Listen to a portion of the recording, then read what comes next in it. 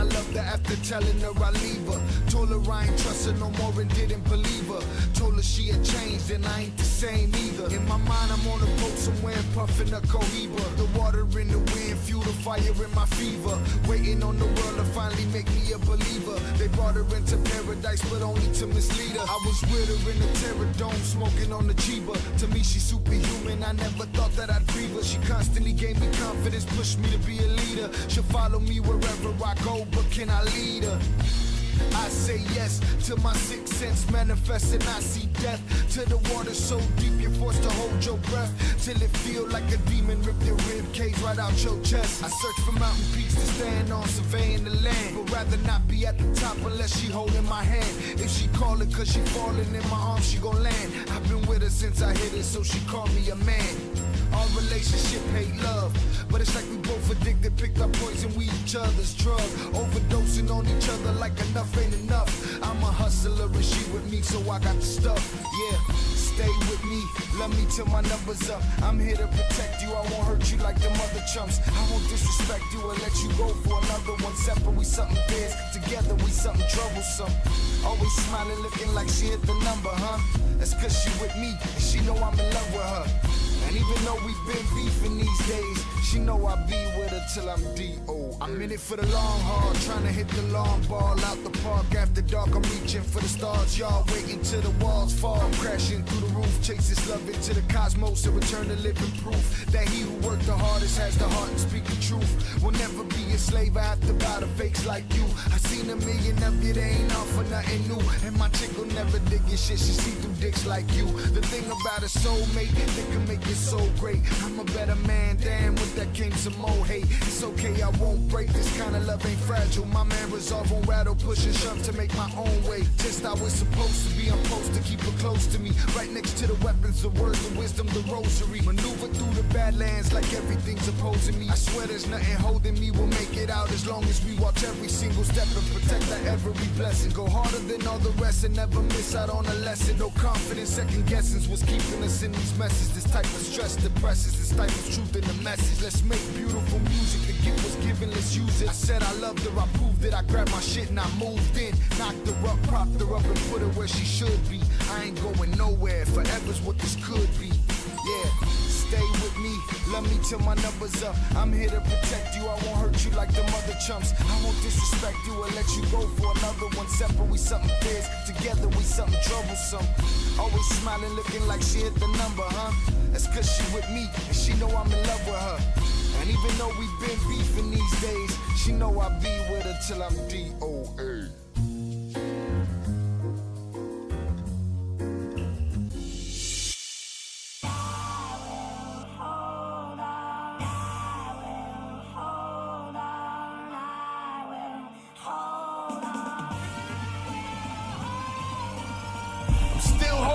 The tick is still going, the whip is still gassed up, the heat is still loaded. Safety switch off though, cause I don't just hold it. It's all about survival now and nothing here is holy. Every man for himself and the family member he holding. Pick the fruit from the vine and the government said he stole it. See the truth over time, it'll feel like you fucking wrote it. Put the pen to the future in hopes that you can unfold it.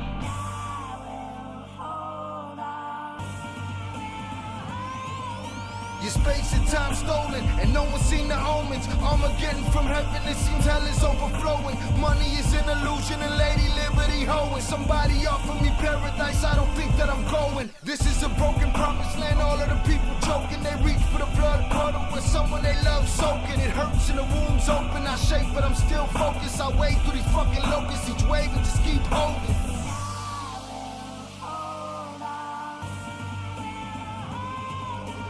War drums banging, the last limbs hanging from the center of the planet where the bomb just landed. The whole shit shattered here, no one understands it here. Mushroom cloud breakthrough, crashing through the atmosphere. Shock on the face of the moon.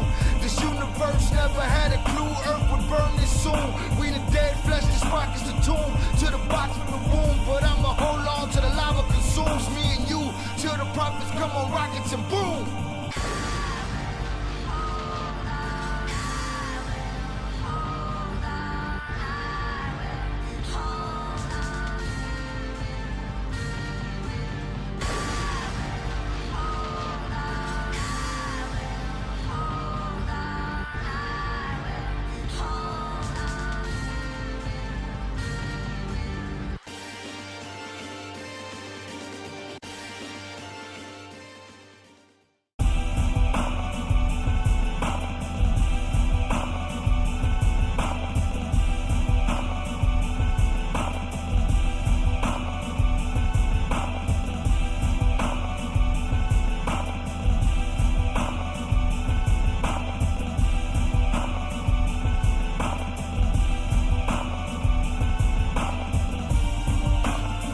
Salutes.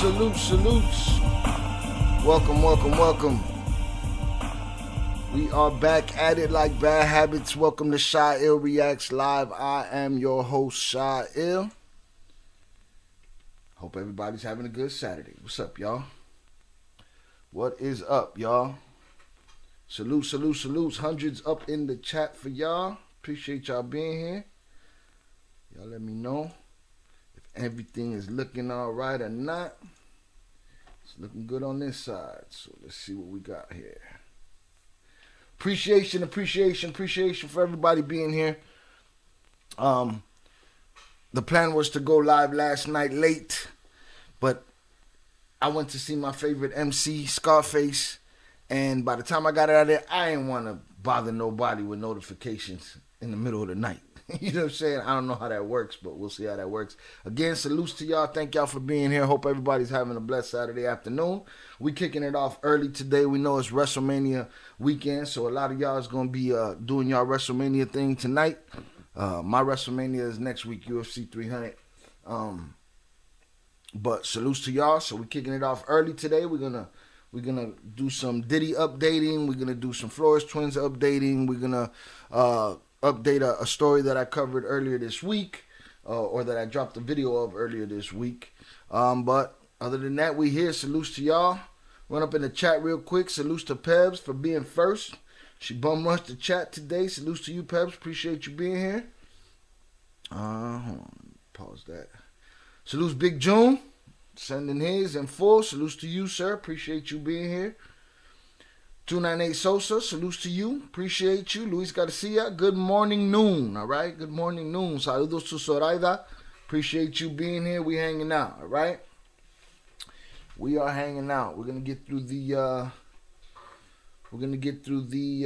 housekeeping right quick. Again, we got text-to-speech links in the description. You hit one of those with a $2 minimum donation, and your comment will pop up on the screen. It will look like this.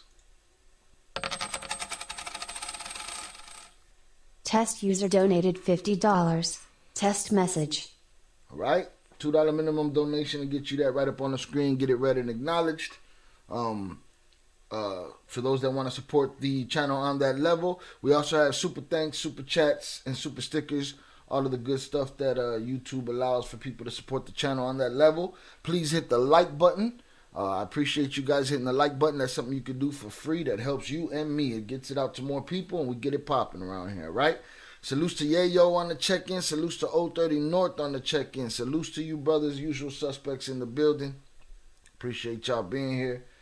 All right, we're going to hang out for a bit. The cafecito's poured. The water bottle is ready, and we're going to get it popping. I did get a lot of paperwork again this week, but I have to translate it. So once I translate it, we'll start doing some more paperwork parties, all right? Salutes to y'all. Let me make sure everything is working here, all right? So we have those two things for those that want to support the channel on that level. We also have the Ill Shop. I will drop the link in the chat. Here we go. I also put the chat on subscriber only mode, all right? So now, if anybody wants to come in here trolling, they're going to have to hit the subscription button, all right? They're going to have to hit the subscription button. Salutes to Young Jizzle on the check-in. Salutes to you. Appreciate you. Perfecto J777, as always. Appreciate you guys being here. We're going to hang out. Make sure y'all hit that like button, and we're going to get to it. I just dropped the Ill Shop link in the chat. And the Ill Shop looks something like... Let me do it here. Bow. This. All right. Let's see. Bow. We got our Ill Shop gear. Different color combos. Right. Got the black with the red. Got the green with the white. The usual suspects in the building. Here we go. We got the Il Cartel, different color combos. All right. Got the blue, green. Wow. And we have the single color logos, black and white. Bow. And we got the El Guapo apron for the Backyard Boss in Your Life. Salutes. Young Jizzle said, let's smoke one for the pole ones. Smoke them if you got them. Salutes to y'all. Appreciate you. Bobby D, saludos. Good to be here. Starting the Saturday off right. Let's get this Saturday popping, buddy. Get this Saturday popping, all right? Let's see what else I got. All right, other than the Il Cartel, boom, we got all that. We got the apron for the metal of the man cave, the boss of the backyard in your life. El Guapo, not to be confused with El Chapo, all right? Boom. Housekeeping out of the way. I appreciate that. Let's get it. Yeah, again, last night kicked it, and went to the Scarface concert in Chicago. Let me see. Got a couple little clips real quick. A show from the Discord. Let's see. Right, Scarface was chill mode yesterday. Scarface was definitely chill mode yesterday. All right, busted out his guitar. Right, it was a good time. Again, that's my favorite MC alive. He been in the game mad long. We're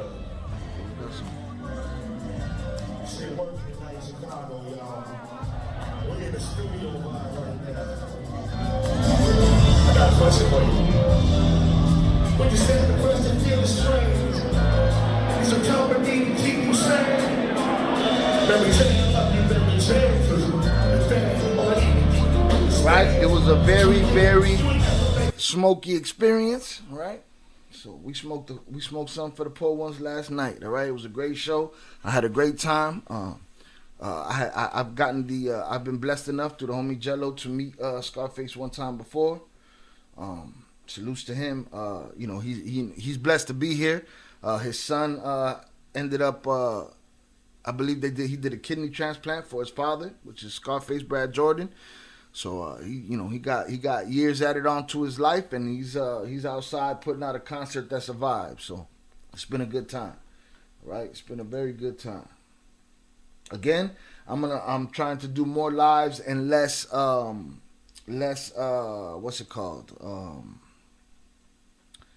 lives and less editing. So I'll be editing live today, so don't mind that. Here we go. So this week I covered the Jaden Perkins story, right? I covered the Jaden Perkins story. Jaden Perkins was an 11-year-old young man from Chicago that passed away, didn't pass away, was unalived by a serious, trying to use the right words. It's still early in this live. YouTube can demonetize me on this video. A real piece of work did him in. Something we've been dealing with on this channel lately is us picking and choosing between the filth. For instance, some people are complaining about, how can I explain this? We pick and choose the filth. Like, we okay with somebody, tying somebody to a tree. We okay with somebody doing this, doing that. Some people that are doing those same things are doing things to underage children that are out of control, that don't have any place on this planet. But people still rally around those guys, as their heroes. Hey, man, I like this guy. Well, turns out that guy's a piece of shit. If you didn't know, I'm going to tell you. And if you still believe he's a hero after that, then that's on you. So this is going to be a topic we're going to be talking about in the upcoming weeks. Again, with this whole Diddy situation happening, there's some people that think Diddy is completely innocent. All right, cool. Innocent till proven guilty. But if you're proven to be a POS, then you shouldn't be nobody's hero, and the people that still hold you as a hero is just more proof that we pick and choose. That person will complain about somebody snitching, but won't complain about somebody hurting underage kids. All right? And that's gonna be that's gonna be basically the theme for the next couple of weeks. I have confirmed with the Flores twins. We will be having them on soon. I have a date semi locked in. I'll be announcing that date in the next day or two. And we're gonna have this conversation. All right, we're gonna have this conversation about people picking and choosing who and what is to be outraged over. All right, there's a lot of fake outrage out there, and there's a lot of there's a lot of perspective when it comes to this conversation. Again, I have to be vague sometimes with the way I talk, and it's hard for me. I feel hindered. Y'all don't get me expressing myself in its truest form because of the restrictions that companies like YouTube have on the things that we say. So sometimes I have to overthink how I say things, and the point doesn't come across. But we will be having a deeper conversation, bigger conversation about this with the Flores twins, amongst others, and amongst ourselves in the coming weeks. This right here, the reason I mentioned this now is because I put out this video about Jaden Perkins this week, right? And there'll be a lot of people in the comments with judgment about this, that, or the other on these cartel conversations, right? But they'll eat up these stories about people doing these foul things. But when I put up something that has to do with the young man that was taken off this planet, something that I felt compelled to do. Again, we were looking for Diddy information that day, and I happened to run into this story about Jaden Perkins, and I felt compelled to talk about it. Those videos like that, the Jaden Perkins videos, those videos don't get the spins. That'll get 60 spins, while the story of a piece of shit like Saul would get 700, 800, 1,000 spins in its first day, first couple of hours. You know what I'm saying? And that's a sad truth, but that goes right along with what I'm talking about. Us as people, as humans, we are more willing to pay attention to the bullshit, pay attention to the sick shit, the twisted shit, the demented shit, than to pay attention to something that could actually serve the people, right? Understanding that, people have to be held accountable, our children have to be taken care of and protected. People don't care about those videos. Same kind of thing I'll say on Facebook. You put up 100 jokes on Facebook, 100 funny memes on Facebook, ha ha ha, ja ja ja, he he he. But the moment you put up something that forces people to look internally and make a decision about what they're picking and choosing on, or their morality, or this or that, once you put something in there that has something to do with the mind, something that has to do with the spirit, people don't want to hear that shit. All the ha-has and he-he's are gone. Nobody hits that like button. This is who we are as people. We might not see that. We might not notice that, but it is what it is. And that's why I want to keep having this conversation about these supposed heroes that were into underage girls and boys, and because we're picking and choosing out here, so it is what it is. And the reason that I want to extend my coverage on Jaden's story is because it goes deeper than what you just saw in that short video that I put out that only got 70, maybe 75 spins, while the other stuff gets thousands of spins.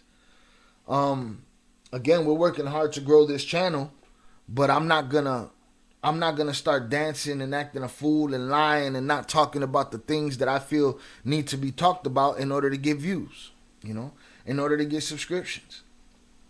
We're going to see today how many people are not in the chat because they have yet to subscribe to this channel, but they be in the chat because now we're in subscriber mode only in the chat. So now you have to be a subscriber for at least 5 minutes to be in the chat.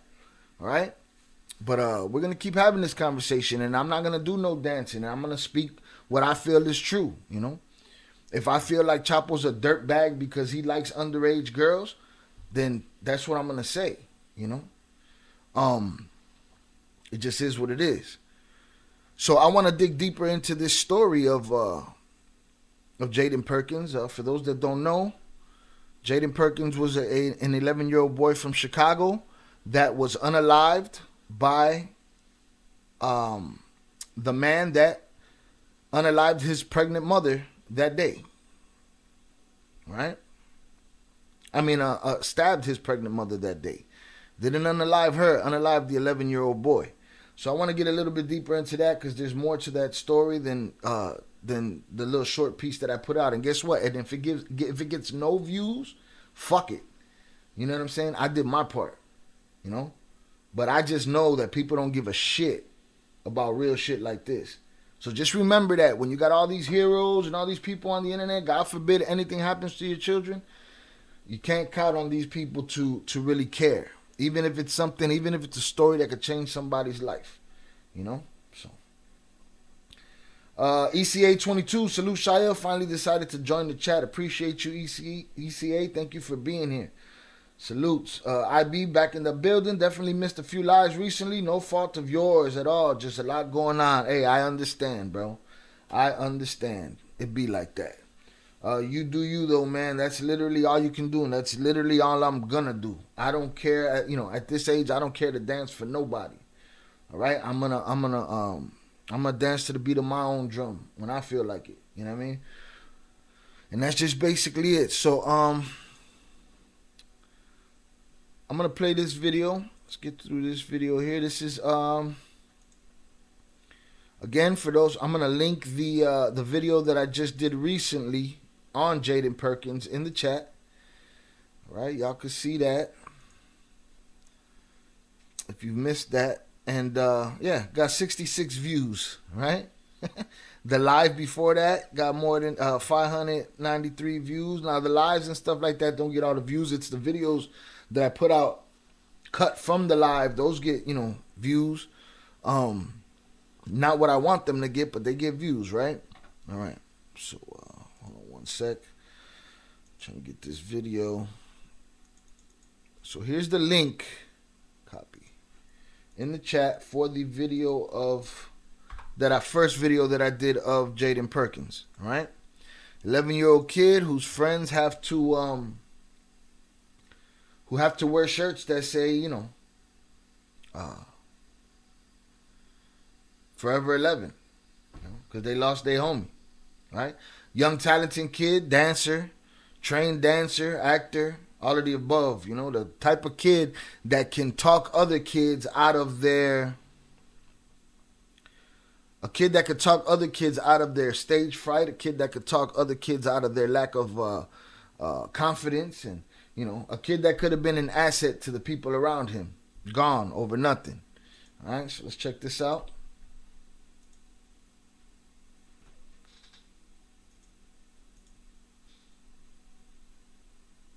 Let me start by saying this is something that should have never happened. Boy and critically injured. Thank her for her presence. And 40th Ward Alderman Andre Vasquez, and thank you for being here. And thank you for standing with us on this day where we have to report out something tragic. We're here to announce first-degree charges against the violent offender who fatally stabbed an 11-year-old boy and critically injured the boy's 33-year-old mother. Let me start by saying this is something that should have never happened. Think? This offender, who I will not dignify by naming, was just paroled from prison the day before he brutally attacked this family. The day before, you're granted your freedom, and from the day before, now maybe he was seething the day before. Maybe he was seething however long he was locked up before. But the day that you're granted your freedom, you decide that you're going to come out and act a fucking fool, you know? And, or he could have came home to something he didn't want to see. Either way, there's no excuse for an 11-year-old to be taken out in adults' bullshits. Adults that handle their emotions in a lesser way than even children do. You know what I'm saying? He's a convicted felon with multiple felonies in his background. He was out on parole while still serving a 16-year sentence for home invasion where he caused injury. This was So hold on, how long was he locked up? He was out on parole while still serving, attacked this family. He's a convicted felon with multiple felonies in his background. He was out on parole while still serving a 16-year sentence for home invasion where he caused injury. This was the second time being released on parole. When he was first released on parole, he violated the order of protection against him and was taken back into custody by the Department of Corrections. He has 3 orders of protection violations against him. So evidently, orders of protection are useless to somebody like this, right? Now, every day we're hearing more and more stories about people that are looking for help from the police, right? And what we see is more and more cities and towns saying, yeah, the police ain't coming unless something already went down, and not only if something already went down, but like, we're not coming for this, we're not coming for that, we're not coming for that, we're not coming for this, we're not. So you was already wasting time doing other shit that you shouldn't have been doing, like harassing people and all of the things that we saw, after the because these attacks ain't new. They're just the cameras being prevalent are new. You know what I'm saying? Over the last 10, 20 years, 15 years. When people say defund the police, it's not defund the police and get rid of every police station. There's no need for police. Let's just have a lawless place. Nah, that ain't what we're talking about. What we're talking about is these fools got these high-priced cars, these high-priced weapons, these high-priced tanks. You know what I'm saying? And they're busy, living out their action film dreams and building cases on this one person when everybody else in the community is suffering, right? So now you got women that are afraid, or people that are afraid of somebody like this dirtbag, and they putting out, restraining orders, and them restraining orders ain't worth shit, Chicago, you call somebody, you call the police for something, they're not coming. They're not coming. You're on your own out here. They're coming to clean up the mess once it's over. That's just what's happening out there, And it's a problem. It's a problem. This guy right here violated all of these restraining orders, violated his parole again, and then came and unalived an 11-year-old kid and tried to unalive his pregnant mother. Like, my question is, are we so far gone as a humanity that really none of this shit matters? It's just par for the course. It is what it is, and there's no fixing or changing it. Are we hopeless? All right? Are we hopeless? Hit the like button, y'all. That's the question. Because when you think of people, having heroes that are PDF files, chomos and diddlers, and they don't think about that, but they're okay with that. But there's other people that are appalled by the unaliving and the savageness that's going on out there. And then there's the people that only deal with the politicals. I think everybody's compartmentalized, and us as a humanity, we're kind of fucked. Again, this is something that should not have happened. The day after he was released, he entered the home of the family and took the life of an innocent 11-year-old boy. The boy's mother was stabbed multiple times, and she had an order of protection against this offender. So right there, that's just proof positive. Order of protection means nothing, doesn't work. Doesn't work. Her 5-year-old son was also present and witnessed this attack. We have to imagine what that 5-year-old is going to have to deal with the rest of his life after witnessing something so brutal. When we talk about trauma, just imagine the level of trauma that this 5-year-old is suffering through. This mom's life is now forever changed. Along with being brutally attacked, stabbed multiple times, dealing with that trauma, she has to face the fact that she will never see, touch, hug her 11-year-old son. She's lost them forever. We will continue to show support for this family. How long before the parole board says stamp, granted parole, and then they let you out the front door? You know, because they didn't see this one coming, did they? Or did they give a shit? Was dude just another piece of paperwork? Because as a department, we want to make sure that we reach out. Our officers who arrive on the scene witness this level of brutality. So we have a clear understanding of what it looks like and what these families and victims are going through. And I've said it before, I'll say it a million times again. We have to continue to support our victims. We have to have a focus on the victims. How about we protect people so that they're not victims? When I think about some of the things that have happened, I ask the question, where's the outrage? There are a lot of things that people have shown outrage for in this city, but an 11-year-old boy lost his life brutally. A woman stabbed brutally. This guy right here, this guy is basically saying the same shit I am. Everybody has selective outrage. Mad about one thing, not mad about the other. You know? It's crazy.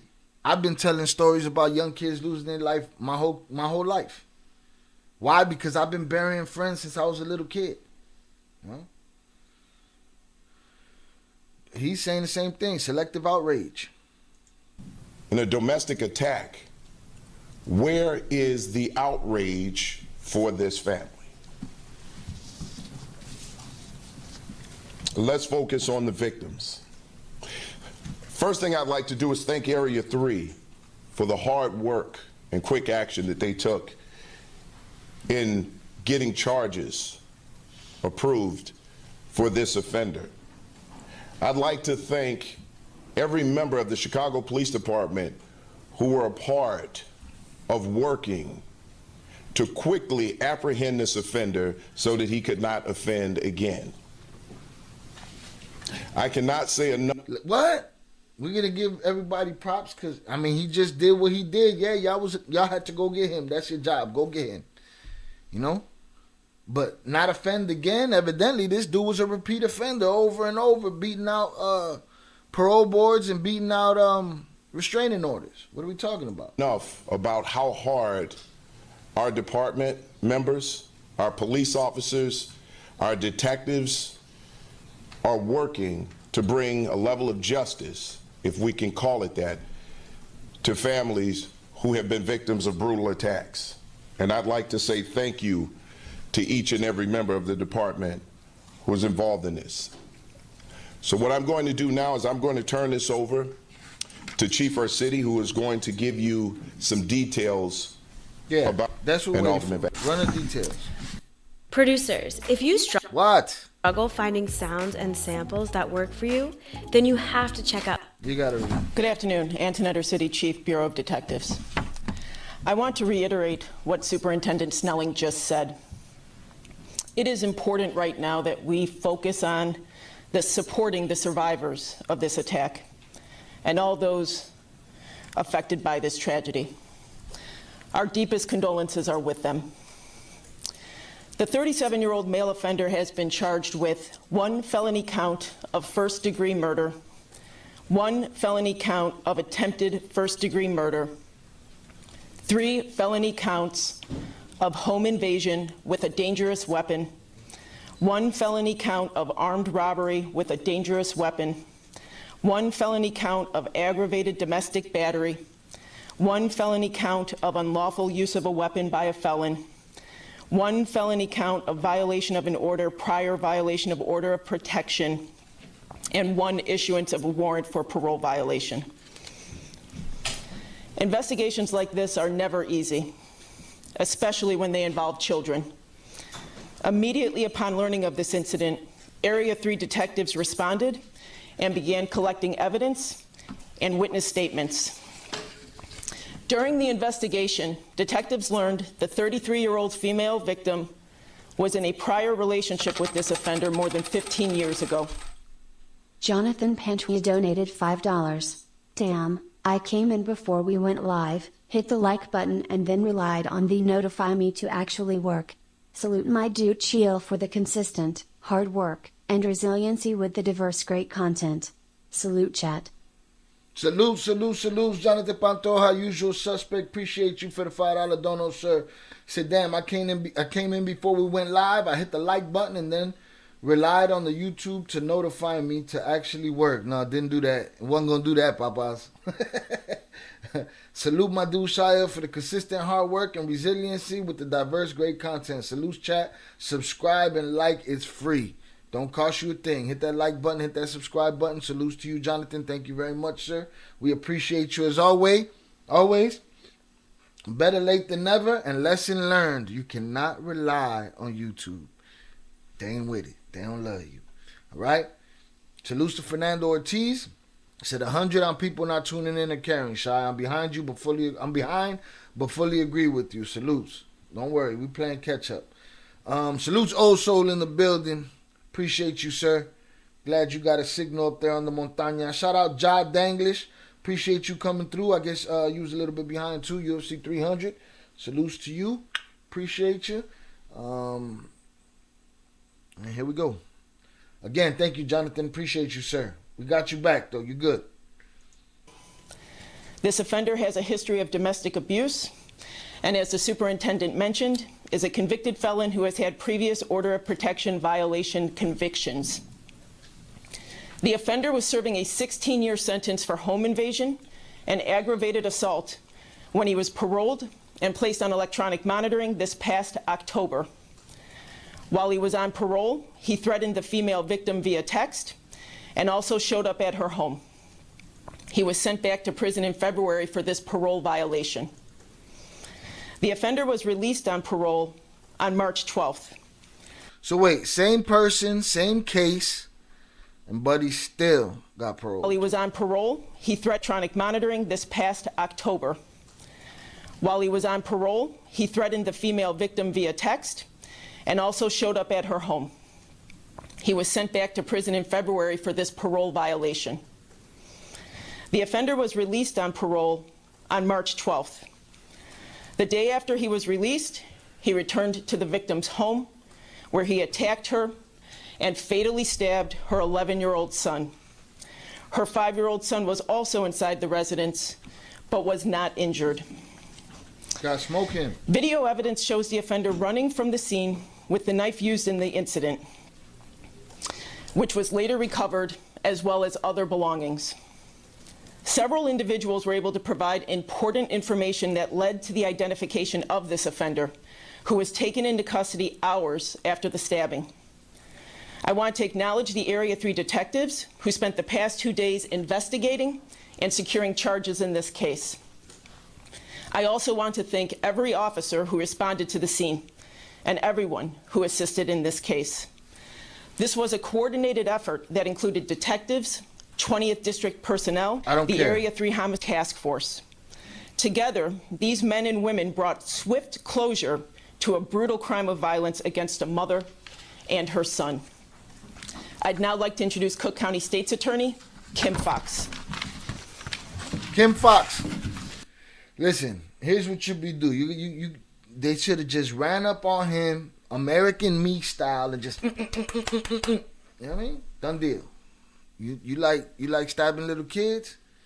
Go on, take this Edward James almost Danny Trejo. No, Danny Trejo was in. Was he in both? Might have been in both. Good morning. Thank you for joining us here today. I stand here with Chicago Police Superintendent Larry Snelling, Chief of Detectives Antoinette City, and Alderman Andre Vasquez. Who let this fool out of jail? Bit about Andre Vasquez right here. Y'all see Andre Vasquez right here in the corner? You see him right here? That guy right there is a former MC that I came up with in the community. All right, his name was at first, back in the olden days, Optimus Prime, and then it was Prime. We did a lot of battle circuits together. Me and Prime, he's an alderman now, and he's renounced us. You know what I'm saying? But he's doing his thing. united in our sorrow and our resolve following a tragic event that has deeply affected our community. As you have heard, we are here to announce the charges filed in this heartbreaking case involving the murder of an 11-year-old boy and the attempted murder of his mother, a crime that has shocked our city to its core. The charges, if you've already heard, are first-degree murder, attempt first-degree murder, and home invasion. The defendant will appear in first appearance court at 11:30 this morning. The State's Attorney's Office has filed a motion to detain. We believe that he is a threat, as obviously indicated by the horrific nature of this crime, as well as his actions post-parole. This was not just a vicious and violent attack on an 11-year-old boy and his mother. It was an assault on the very fabric of our community, targeting the most vulnerable among us. An innocent child's life was taken as he tried to protect his mother far too soon. And a mother was attacked in what should have been the safest place for her, which was her home. Are you fake crying up there? Don't start the fake crying up there. Just tell the story and push on. As the superintendent has mentioned, this defendant has a history of domestic violence and had only been recently released from serving a sentence from a prior conviction. The victim had an order of protection against him from previous encounters, and this history paints a disturbing pattern of behavior which emphasizes the importance of the filing of the charges today. He's a can't get right. When you got a can't get right, ain't nothing you can do with a can't get right. But to me, it sounds like he's a stalker. There's no stalker law that could keep his ass in jail. This lady went out of her way to make these restraining orders for dude to step all over them and unalive her 11-year-old son. I want to express my deepest condolences to the family and the friends of the victim. The unimaginable pain of losing a child, combined with the trauma of this violent act, is destabilizing. We stand with you in your grief, in your quest for justice. I also want to thank, once again, Superintendent Snelling, Chief Rossetti, Alderman Vasquez, leadership. Come on, man. Come on with the thank yous, Together, man. we Like, what is stand this? in our What is this, a celebratory fucking thing? You know what I'm saying? Somebody dropped the ball. Somebody in this city dropped the ball. Somebody on the parole board dropped the ball. Somebody dropped the ball. Everybody thanking everybody because we caught this loser quick. He doesn't seem like the kind of motherfucker that's hard to find. Meant to serve and protect our communities. I also want to extend a heartfelt thanks to our dedicated team of prosecutors, investigators, and staff whose tireless efforts have brought us to this point.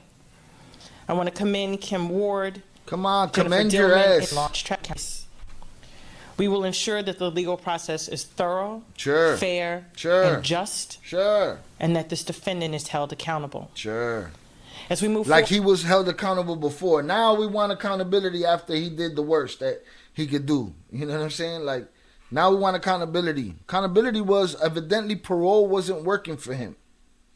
All right, this was proven already that parole wasn't working for him. let us all remember the life lost and the lives forever changed by this act of violence. Our commitment to justice is unwavering, and we'll do everything within our power to see that justice is served. In closing, I ask for the community's support for this family. That's it right there. IB said it. It wouldn't be a press conference without a good circle jerk. Hey, you get a little satisfaction. You get a little satisfaction. We'll give you some satisfaction. Here, everybody, take the good feels. Fuck out of here. You right, though. Shout out Alec Palacio. So what up, big man? Checking in. Salutes to you. Appreciate you. Aquino, salutes to you. Big June said hopefully he gets whacked in jail and gets everything he has coming to him. POS. Absolutely. All right, make sure y'all hit the like button, y'all. Salutes. And for the victims, and as the superintendent said, a collective effort among us all to address and prevent such future acts of senseless violence. Collect your ass. Let's see what Prime got to say. Thank you, and good morning, everyone. First, I wish we weren't here to have this conversation. What occurred this past week just 2 blocks from where I live, was an attack not just on a family, but an attack on a whole community. I take some solace on the fact that what we're seeing is a department and a government working together to make sure that there is accountability. And I want to thank Superintendent Snelling. What's the accountability, though? The accountability is we got him. He's arrested. You know what I'm saying? Like, the accountability needed to come before they paroled him 2 times and it didn't work. You know? I don't know. Commander Byer. I'm not one that says he has the answers. Because at the end of the day, I'm not political like them. At the end of the day, throw Buddy in the river with you know what I'm saying, cement boots on. It don't matter to me, because that's what he deserves.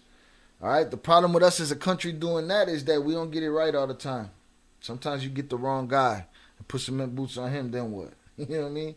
But I don't have this, I honestly, just same way when Buddy killed Nip. When Buddy unalived Nip, I was just hoping the streets would catch him and eat him. You know what I'm saying? That's what I was waiting for to happen. That didn't happen.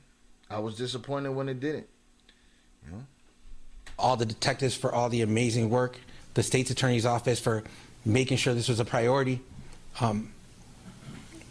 As you all have heard, there was a family and a woman and children who were hurt.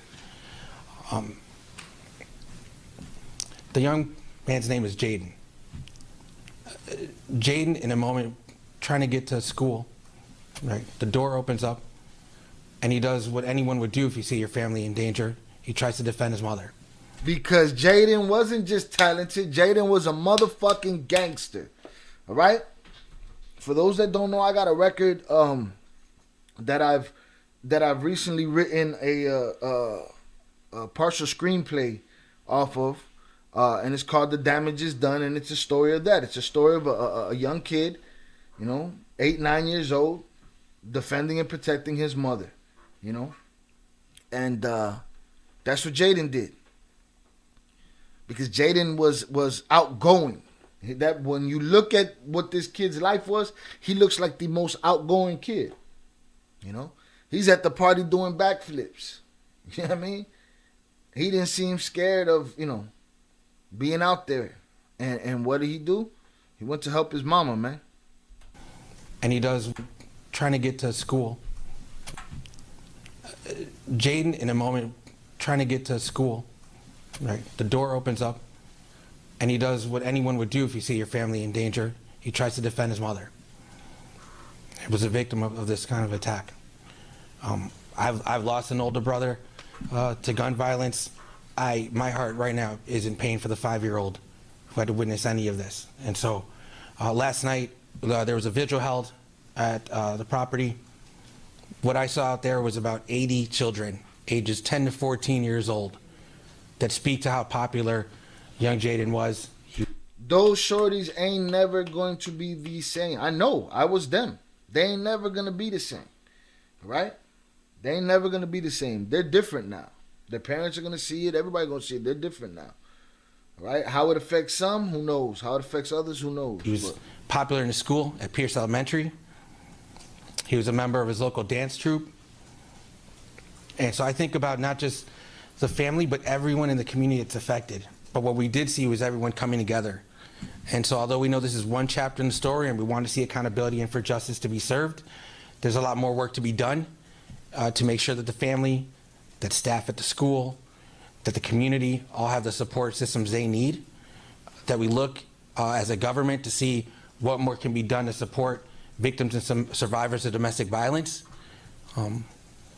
There are the opportunities for everyone to come together and help each other out, but none of this is going to be easy. None of us are alone. And as we try to mourn together, we know that we're together as we move forward. And so anything that we need to do as a city to help empower the detectives, officers, state's attorney's office to make sure that no incidents like this ever occur, and anyone who ever thinks about this kind of behavior is held to account, we're going to do. It's a tough city to live in some days. I think we all know, we all look at the news. And listen, I could vouch for dude. He knows that. He's not some dude from somewhere else that don't know. He's a dude from right here, though. Apologize because sometimes I might feel a little jaded and desensitized because of what we see. Facts. But this is something that we know if we don't get ahead of domestic violence issues everywhere, there may be other cases. And so I just want to thank everyone here for all the And work. not there may be. It's been happening forever. It's been happening all over the world. Like, there's no... I didn't make those songs so long ago talking about this issue because it wasn't happening. It was happening then, too. That you've done, and look forward to justice being served. Thank you very much. Thank you, Alderman. I'm in effort All right, quickly so there we with go. our Who detective. got that? That's what they had to say. Let me read an article. Shout out Jonathan Pantoja. He said accountability and what? Finally doing their job? Facts. Salutes Ian on the check-in. Cheyenne chat. Honey's up. What's up, sir? Salutes to you. Honey's up for y'all. Make sure y'all hit that like button. To those that walk in, walk out, hit that like button, y'all. All right, let me pop up this article right quick. Get this off. Boom. Man charged in unaliving of boy. Stabbing a pregnant mother on Chicago's north side days after being released from jail. Here, they look like they got a shot of the vigil here. Here's the vigil.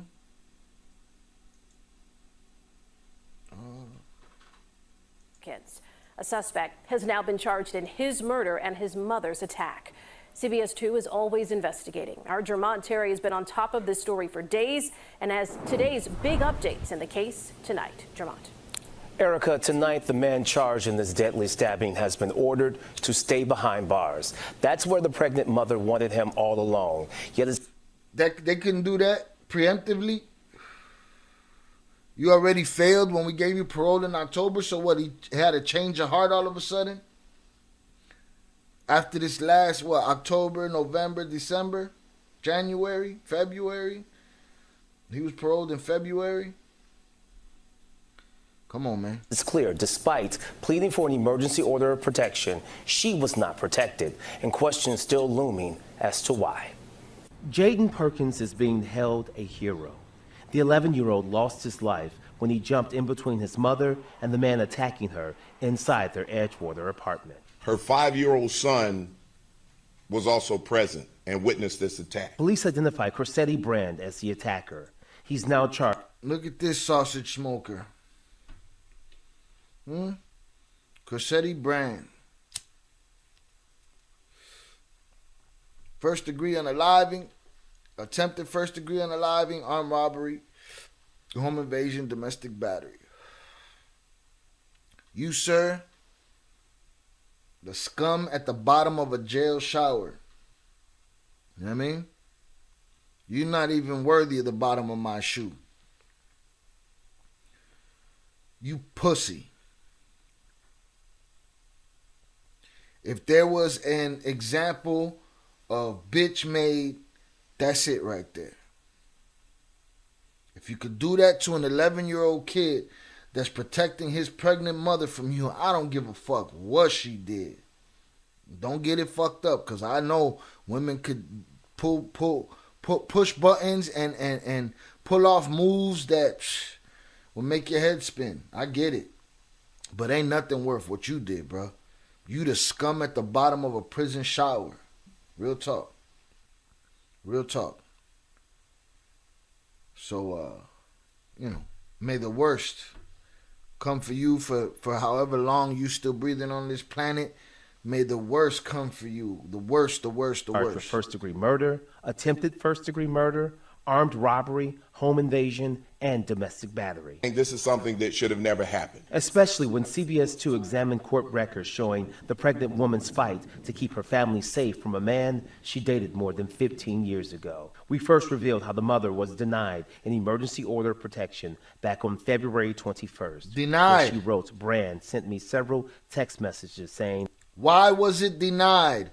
Under what grounds was that order of protection, denied? Should have never happened. Why? especially when CBS 2 examined court records showing the pregnant woman's fight to keep her family safe from a man she dated more than 15 years ago. Look at that. A 15-year-old emotional fit, right? From a sucker ass dude. Still crying for a chick 15 years later. That's stalkerish. You know, that's a stalker if you ask me. All right? So all of that time he's been harassing her. All of this time he's been in prison over it, or denied parole over it, or had these restraining orders against him. Why would you deny that? Who denied that? Where's that person's job? Why that person don't got to go to jail? Why that person can't get poked up? Huh? We first revealed how the mother was denied an emergency order of protection back on February 21st. Who did this? Huh? Who put the stamp on this shit right here? Where's that person? Interview that person. Let's get some understanding, some accountability for that. Where she wrote, Brand sent me several text messages saying he would kill me and my family. He would wait outside my house and shoot me. I have pics. In court Friday, we learned in 3 different incidents. Look at him, a straight bitch. Look at him. Brand violated orders of protection related to the victim. And also showed up at her home. He was sent back to prison in February for this parole violation. And because he was in prison, that's one reason the judge denied the emergency protection.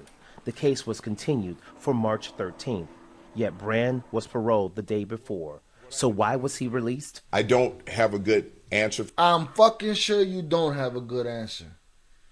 I'd be hard-pressed for you to find anybody that actually has a good answer to that question. Find them. I dare you to find them. For that, obviously that would be a question for the Illinois Department of Corrections. The Illinois Department of Correction confirms to CBS 2, after stepping before the Parole Review Board at the Stateville Correctional Center, Brand was paroled again. Illinois DOC say they have no record of being notified of Brand's March 13th hearing. Cook County State's Attorney Kim Fox says this case deserves a review. There was an review? Review? What did Robert Downey say? What are we, the Revengers? You know what I'm saying? Y'all ready to get revenge, but you know, no preemptive offense. No. This lady was not being lazy with her or her children's safety. She was out there filling out the necessary paperwork to get restraining orders against this dude, orders of protection against this dude. She was being proactive. While the parole board was doing nothing, hitting it with the stamp. You know? An order of protection that was in place, a lifetime order of protection given to this victim. This is a defendant who was aware that there was an order of protection in place.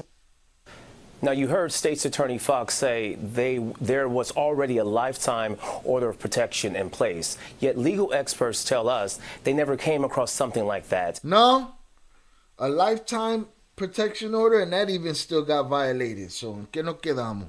And the court records that CBS 2 obtained do not reflect that either, Erica. Well, Jermon, it actually turned violent in court today when Brand appeared before a judge. Yeah, it did, Erica. Emotions are very raw. Things got extremely heated when the 11-year-old's family tried attacking Brand, who was surrounded by guards. Now, they did not get to him, but many of them tried, and the judge had them escorted out of the courthouse, but they were not held in contempt.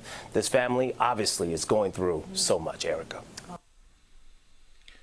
I wish they'd have got him in that courtroom. All right, let me finish reading this real quick. A man has been charged in a stabbing that left an 11-year-old boy unalived and pregnant mother critically injured in their Edgewater home Wednesday morning in what police have called a domestic incident. Fuck his name. I hope his name dies off. I don't even want to say his name. 37 is facing charges, including first-degree unaliving, attempted first-degree unaliving, armed robbery, home invasion, and domestic battery. He made his initial court appearance on Friday. In the courtroom, family members charged that shithead trying to get through the court barriers to get to him. They had to be escorted out of the courtroom and out of the George and Layton Criminal Courthouse altogether, though they were not held in contempt of court. Judge, you'd have been a whole hoe if you would have held them in contempt of court. I get it. We need order, but this whole thing is disorder. It is what it is. A judge orders shithead to be held behind bars. CBS 2 has learned shithead has a violent history of domestic battery. He had just been released from jail on Tuesday. Police said around 8 a.m., Officers responded to a call from the 5900 block of North Ravenswood Avenue, where they found 11-year-old Jaden Perkins, who had suffered an injury to his chest. Police also found a 33-year-old woman who had suffered multiple stab wounds. High school crush. Dude's a straight bitch. Emergency crews rushed both victims to Ascension St. Francis Hospital in Evanston, where Jaden passed away, and the woman was left in critical condition with a cut to her neck. The mother is 8 months pregnant. CBS 2 is told she is expected to recover, as is the unborn baby. Police said the mother was leaving to take her kids to school when the suspect forced his way into the house. Police confirmed her 5-year-old son witnessed the attack. Chicago Police Chief and Detective Antoinette Ursitti said the suspect had been released on electronic monitoring in October, but returned to prison after violating his parole. He was next released on March 12th, just a day before the violent attack. The woman who was stabbed had a history with Shithead, dating back more than 15 years. She also has a long history of trying to protect herself from him after dating him so long ago. This is a high school pest that she never shook off. This is a high school pest that no matter what he was going through in his life, whether he was in prison, on the run, whatever he was doing, she was on his mind and his intent was to hurt her. This defendant has a history of domestic violence and had only been recently released from serving a sentence from a prior conviction.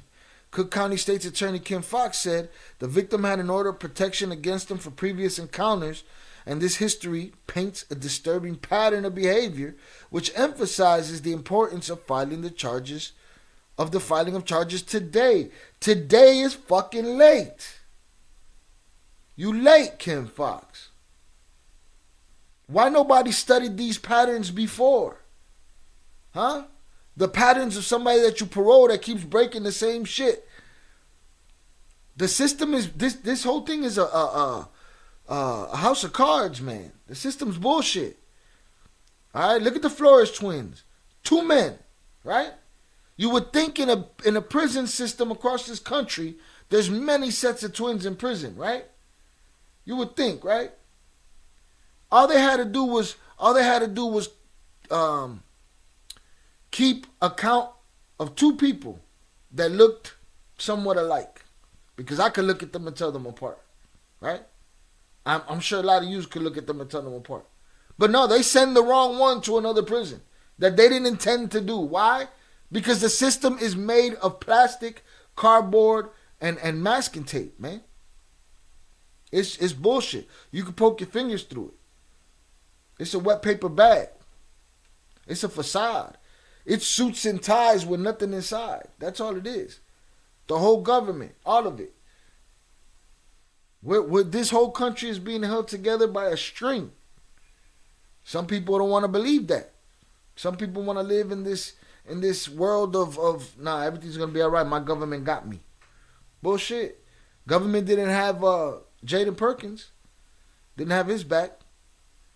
Because all this AI, all of this technology, all these analytics, and nobody could figure out, oh, we got this guy in the system that keeps doing this and keeps doing this. Maybe we should try to implement some new laws or try to implement some new way of keeping him behind bars so that he don't hurt nobody, because we know that's what he's going to do. Huh?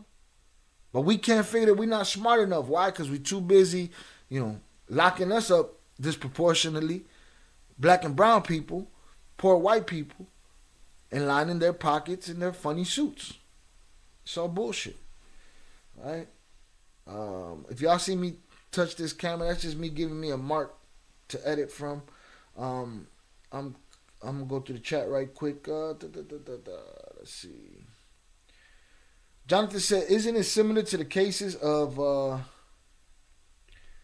Isn't it similar to the cases of people being bonded out for an attempted unaliving charges from Cook County and 3 or 4 bonds out later, and the person is either unalived?" I mean, yeah, that's what I'm saying. Like, I don't know, man. It seems like there's so many dudes in there that should be out, and then there's so many dudes out here that should be in there. I don't understand what the, I don't understand what the holdup is. There's mad dudes in prison that shouldn't be in prison, and mad dudes out here that probably should, So that I said exactly, should have never happened. Wow, government failed that family. Facts. I agree, Shy. If there's all this legal documentation, right, we out here on our own to take care of ourselves and our families. That's it. Government system failed us time after time, and they will continue to until they take it all from us. Like, it's just what they do. Not just here. We the blueprint, though. We figured out how to do it and have everybody love it. We love oppression in this country because we got toys. I got sneakers, and you got race cars and Corvettes and this and that, and they sell us with all these toys and shit so that we don't see how they're fucking us over everywhere else. Ian said they never should have let him out. Facts. PR Black says system is broken. System was never even built to help. It was just built to hurt us, help them.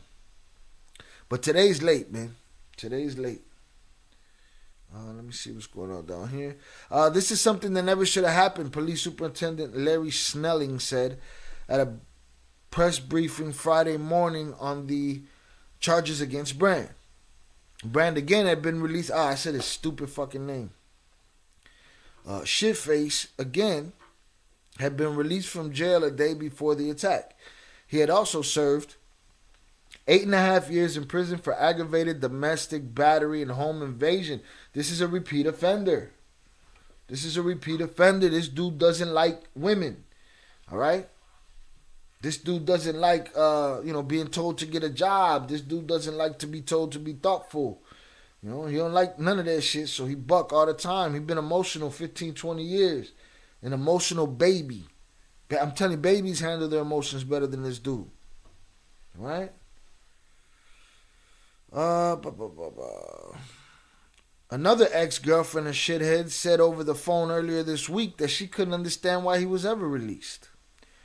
This was given that court records showed that Shitface forced his way into the apartment of his former girlfriend, then attacked and threatened her 15-year-old son, and then put a hammer to the girlfriend's chin and pushed her up against the wall and began to choke her. Right? When I say hammer, I mean a pew-pew. Right? A pow-pow. I don't know what I can say, what I can't say on YouTube. A gun. All right? We already dug a hole in this live anyway. Shithead was sentenced to 16 years in prison for the home invasion targeting the other ex-girlfriend, yet was paroled last year in October. On February 1st, police said he threatened the Edgewater victim again. Oh no, he threatened the Edgewater victim. When he was paroled and placed on electronic monitoring this past October while he was on parole, he threatens the female victim via text and also showed up at her home. He was sent back to prison in February for his parole violation. On February 21st, the victim appeared in court for an emergency order of protection against Shithead. An emergency order of protection. She knew she was in danger. She screamed it in your face. Whoever denied that. And you denied an 11-year-old the opportunity to save his mother. Well, he did. But you made him make a choice. He couldn't have his life and save his mother. He gone now. Whoever denied that document, that boy's blood is on your hands.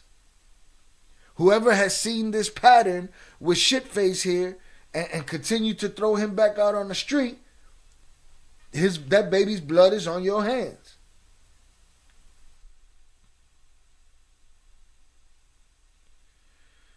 In the request for the emergency order of protection, the Edgewater victim wrote that Brand sent me several text messages saying that he would unalive me and my family. He would wait outside my house and shoot me. I have pics. She screamed it in y'all's face. She should sue everybody. It ain't gonna get her baby back, but everybody should be sued over that. How you deny this? Emergency, what, she's just frivolously making orders of protection, just to make your job more difficult? You lazy cuck, whoever the fuck denied that. But the judge in that case denied it. It was a judge. We need to figure out that judge's name. That judge is a piece of shit. That judge should never sit on a bench again. But the judge in that case denied it. Noting that shithead was already in prison and it wasn't an emergency. And what happened? The next day he was out. That judge should go to jail. Amanda Pyron, executive director of the network advocating against domestic violence, reviewed the transcript from court Friday. It's also a little concerning that the judge didn't ask why the individual was in IDOC custody or when he might be able to be released, said Pyron. Pyron said if the judge had asked any follow-ups, lazy, bitch-ass cuck of a judge, right? Lazy, bitch-ass cuck of a judge. Pyron said if the judge had asked any follow-ups, he may have discovered that Brand was due to be released on March 12th, and thus the situation was an emergency. Fuck the judge, I got a grudge. That seems like salient information that a judge would want in decision making about an emergency order of protection. Snelling was asked why Brand was still released, and this is when he said, I don't have a good answer for that. Sorry, I got nothing for you when it comes to that. Obviously, that would be a question for the Illinois Department of Corrections, Snelling said. My feeling is that he should not have been. He violated parole. He violated an order of protection, and it involved the same type of crime that he was paroled for. So this is someone who should not have been on the streets. But none of these cucks put all of that together in the pattern that was down one case, one sheet of paper. That's all it took for you to know that this dude shouldn't be outside. And what did he do? He went straight to her house. IDOC has only confirmed that shithead was heard by the Illinois Prison Review Board and was released from Stateville Correctional Center on March 12th. It was still unclear. She knew. Jaden's mother knew he was getting out, but the judge didn't know he was getting out. She knew he was getting out in enough time that she needed an emergency order of protection, but the punk-ass judge didn't know that, right? Come on, man. Bunch of bullshit. And was released from Stateville Correctional Center on March 12th. It was still unclear Friday if and when any of the information about the victim request for an emergency order of protection was communicated to IDOC. Of course it wasn't. Because God forbid you guys are able to, send messages to each other for the greater good, But I'm sure y'all sending memes making fun of motherfuckers and all kind of filthy shit and y'all hurting prisoners and this, that everybody could do. But nobody could just say, hey man, by the way, but y'all over here trying to parole Buddy, but Buddy got a active, order of protection that someone's trying to put against him, and the judge just brushed it off. Fuck that judge. I wish the worst for that judge.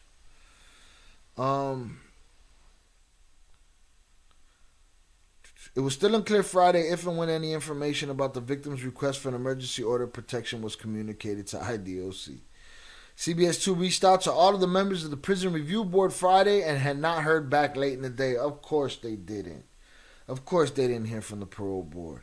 Court records show the suspect has had orders of protection filed against him from 4 other women dating back to 2004. There are questions that need to be examined and truthfully answered so that we can prevent something like this from happening in the future. It's our word politician soup. It's just talking. Fox described the apparent issues in this case as shocking and so glaring. However rare, this is horrific, and we need to do an evaluation, particularly in the case, in this case, particularly in this case, and others, to ensure that there were no gaps in the justice system that will allow for a dangerous offender to commit the acts he did. There's absolutely gaps, and he danced right through them with a big old knife. Y'all are stupid. That's it. Y'all are dumb. Fox said despite the emergency order of protection being denied, there was already a lifetime order of protection in place. Advocates and legal experts say they're not sure what Fox means by a lifetime order of protection, and the public records, court records do not reflect. Kim Fox just up there saying whatever? And the court records do not reflect that the victim has such a thing. evidently she didn't have it, or she wouldn't have been filing for the one she went and got. You know, the state's attorney office followed up to the release this statement late Friday afternoon. According to law enforcement records, there is an order of protection related to the 33-year-old victim in this case with no expiration date. Look at this. The state's attorney's office, okay, Kim Foxx followed up evidently, but why did old girl, if old girl knew that, she wanted double protection. This girl was scared, man.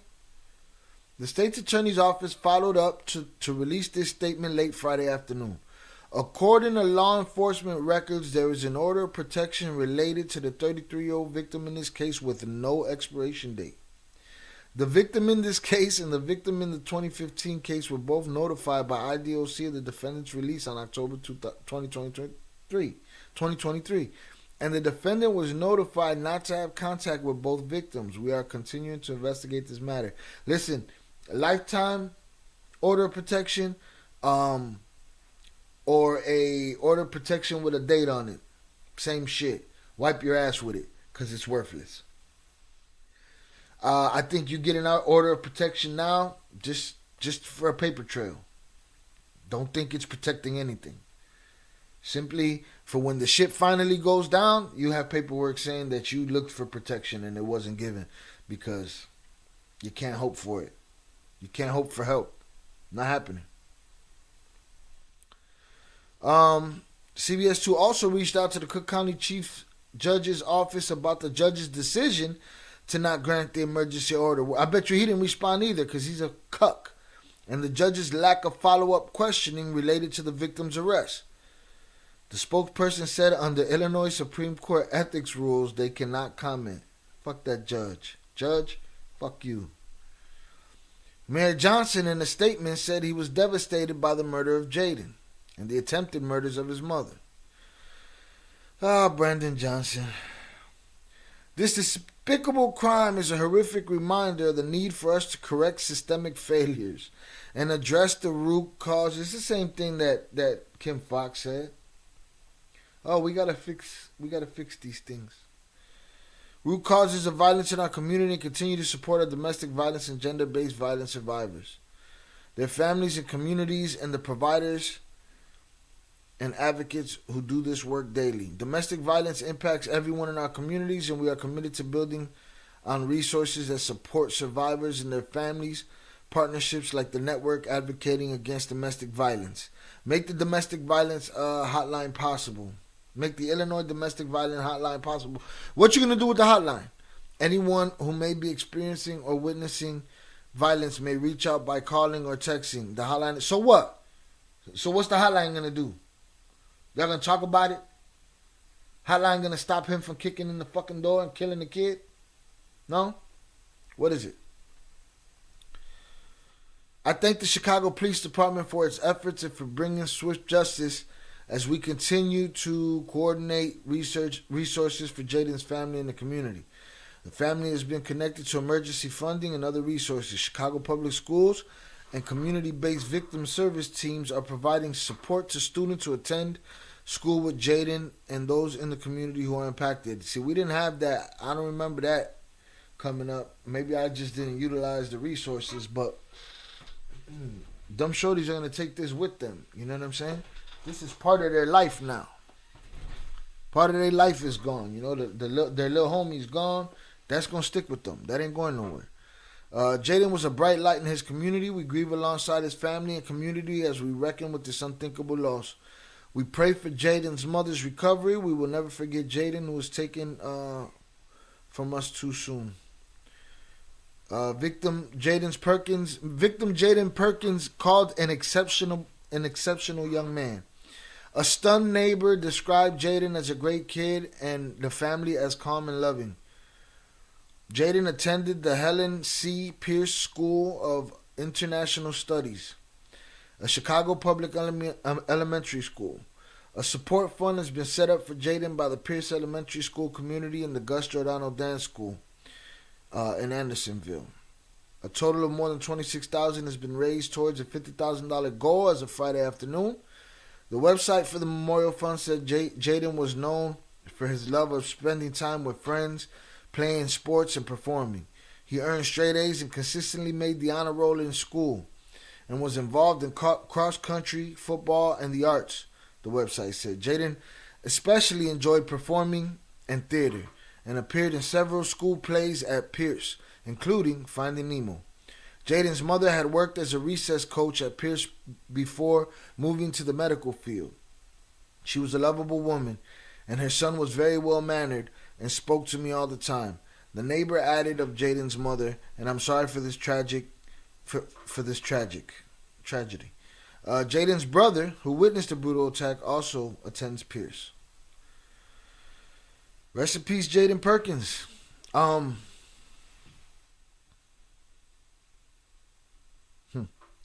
You know, some dude that she talked to 15 years ago that she can't get off of her. This is how it all ends up. Bananas. Again, rest in peace, Jaden Perkins. May the person that did this to him suffer the worst of the worst.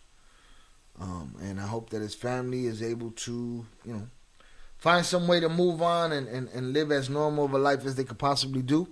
Again, this is not a solitary story. Stories like this and worse are happening all over right now. Do we give a shit? Nah. We care what Diddy's doing. But if he's making victims, then we need to care about that. Because there's children that need to be protected out there. So it is what it is. But we're worried about other bullshit. Alright? Again, rest in peace. Alright. We are going to move on. Alright, salute to Jaden Perkins. Salute to y'all. Hundreds up for y'all in the chat.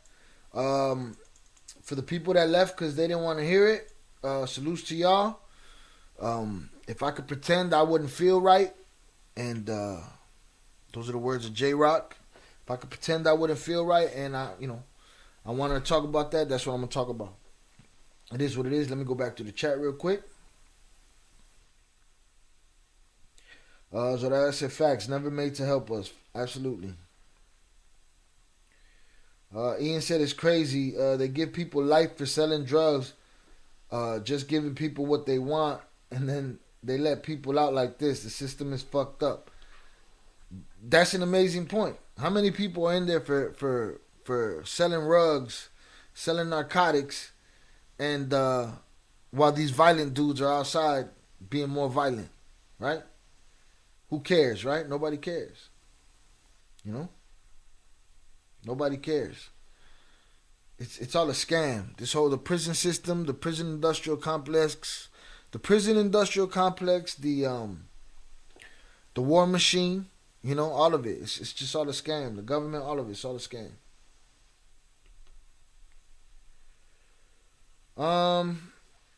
IB said, makes me wonder if she has some involvement with someone within local law enforcement where maybe one of them had something against her already. I mean, who knows? Who knows? Have something against her and then just get her shit denied. Nah, that was a lazy judge call. The judge was lazy. Judge didn't do his due diligence and now the blood's on the judge's hands. Right? And I didn't even see the name of the judge. But whoever you are, judge, I'm sure your conscience is impressing you enough to look for content about Jaden Perkins on the internet. But if you happen to come across this because your conscience keeps you awake at night, here's a good old-fashioned fuck you, judge. You a punk. Whatever you think of me is irrelevant. I don't got that 11-year-old's blood on my hands. You do. Real talk. So that said facts, IB. Everything in this world is being updated, and they can update the ankle back systems or orders of protections to notify the government system that the people are out. You know what I mean? It's just all excuses. Nobody's doing the infrastructure because they're too busy trying to figure out where they're going to catch a kickback. Kickbacks over there. Okay, got to do this. They're not worried about shit like this happening. When it happens, they'll tell everybody, we're so worried about shit like this happening. We really want shit like this to stop happening. We have to do something to fix it. And then it won't happen. And then the next time they'll tell the same story because it's what they do. It's what they do. It is what it is. All right, hundreds up in the chat for y'all. Salutes to you. Please hit the like button. We are going to move on and get into our Diddy updates. All right, it's been a couple of days when we've been no Diddy. All right, we don't know Diddy do it. We don't know Diddy not do it. We don't know what's what, but we're gonna look into it today. See what updates we can find. Go back through 50's Instagram and see what's what. All right, and that's what it is. We're hanging out. Salutes to y'all. Appreciate you being here. Let's see. What do we have here? I saw something from Gene Deal. So that said, facts, making that government money. Absolutely. This is. Yeah, let's do that.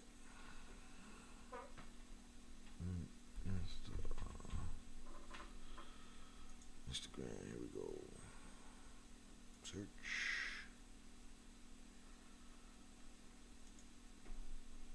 I wonder if anything's been deleted since then, but we're gonna see. We'll go all the way to the last one.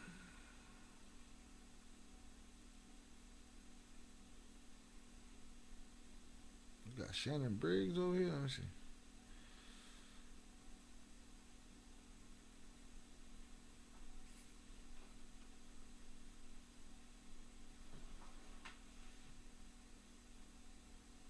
Okay, these are the little ex-worker ones. Let me get to. Here we go. Do this. All right, we got 50's Instagram. Ciroc not looking to replace Diddy with 50 Cent as ambassador. Yeah, that rumor had went out. Brand ambassador is just a spokesperson, and 50 said, I own my brands. Right? I own my brands. I wouldn't be no spokesperson, no ambassador for Ciroc. I haven't seen anybody drinking that shit lately. It's over. Right? Let's see. Boom. What else we got here? Diddy's boyfriend called me a sellout. He's correct. I'm selling out Branson Cognac. Drink responsibly. All right, 50 be calling Stevie J Diddy's boyfriend. Good morning, people. Start the day off with positive energy and make your heart's desire happen. Queens get the money. It's the ex-workers. No, this is going backwards. I really don't know why people get me started. It never ends well for them. Now, a lot of people think, 50's a snitch. He's the police, the way he be coming at Diddy and blah, blah, blah. I mean, I guess. If you say so. Stop playing with me. I'm different, man. For real. Hold on. This is Shannon Briggs. Nigga just say you want to fight me. Oh, you stupid? 1750 picking up in Brownsville. I'm coming over here. Gordon's Bumper. I'm coming up here. P. Nigga just say you want to fight me. Oh, you stupid? All right. There we go. 50 let Shannon Briggs know, buddy threatened to fight him. So he's going to come to the gym in Brownsville. For those that don't know, that's Shannon Briggs. Heavyweight boxer. Man, I don't get along with these niggas anyway. You're supposed to be in Manhattan. What the fuck are niggas doing out here? Let's go. You niggas won't believe I got the shooters to your shot. You think you're built for bumping heads with me, nigga? You're not. I don't need a music video, Fifth. You're going to get me clapped. Alright, it's a Branson commercial. The last time I tried to fucking... I'm gonna turn that audio off as to not get clappage. I just want to see if he talks to anybody else. He said, stop playing with me. I'm different, man, for real. Again, for those that don't know, 50 was a Golden Gloves boxer as a kid. I'm 101. Nah, this is a whole music video. I'm straight. Right, Diddy's ex Cassie cooperating with federal investigators amid probe. All right, this has been the word out this week that she is cooperating with them. So she got that settlement money and she gets to go after him criminally. Whatever he did to scorn this woman, right, which could be the abuse and the torture. Again, I believe some of this stuff she might have been complacent in. for a certain amount of time, because I mean, unless she says something that lets me know how she was held there against her will for so long, and what made it okay for her to finally be able to leave. But Diddy's ex Cassie cooperating with the federal investigators amid probe. 50 Cent, oh yeah, it's not looking good for the diddler. All right, we're gonna look into that too. 50 Cent said, yeah, a bunch of the TMZ said multiple Diddy documentaries in the works following federal raids. 50 said, yeah, a bunch of YouTube. Don't hate on my documentaries, 50. All right, these ain't documentaries anyway, they're reactions. Yeah, a bunch of YouTube Tubi movie type docs. The big one is Did He Do It? Coming soon, Greenlight Game. It's time to move on to something better, blah, blah, blah. Who is this guy? Gary Lewis. When you step to the wrong person, it never goes well. Forget the odds. 7-1's not a problem. Yeah, I saw this. Buddy gave it to 7 of them. He was folding them up over there. All right, but we can't watch this because I will get clapped. 50 Cent, BMF, it's lit. If you behind, catch up. All right, promo. TMZ said Diddy was spotted cruising around town Thursday in Miami. 50 Cent said, smile, bitch, smile, bitch. Damn, last seen on a bike. Diddy's popped. You know there ain't no seat on that bike, right? He really hates this dude. All right? I'm thinking that when 50 worked for him as a writer, I'm thinking 50 saw Diddy's bullshit from 100 miles away. And I'm thinking he probably, if not voiced, but made you feel his displeasure. No Diddy. Something, because he don't like that motherfucker, boy. Not even a little bit. What lesson did you learn from this? A snake can't help but be a snake. Don't be a dumbass bird. Get the fuck from around them now.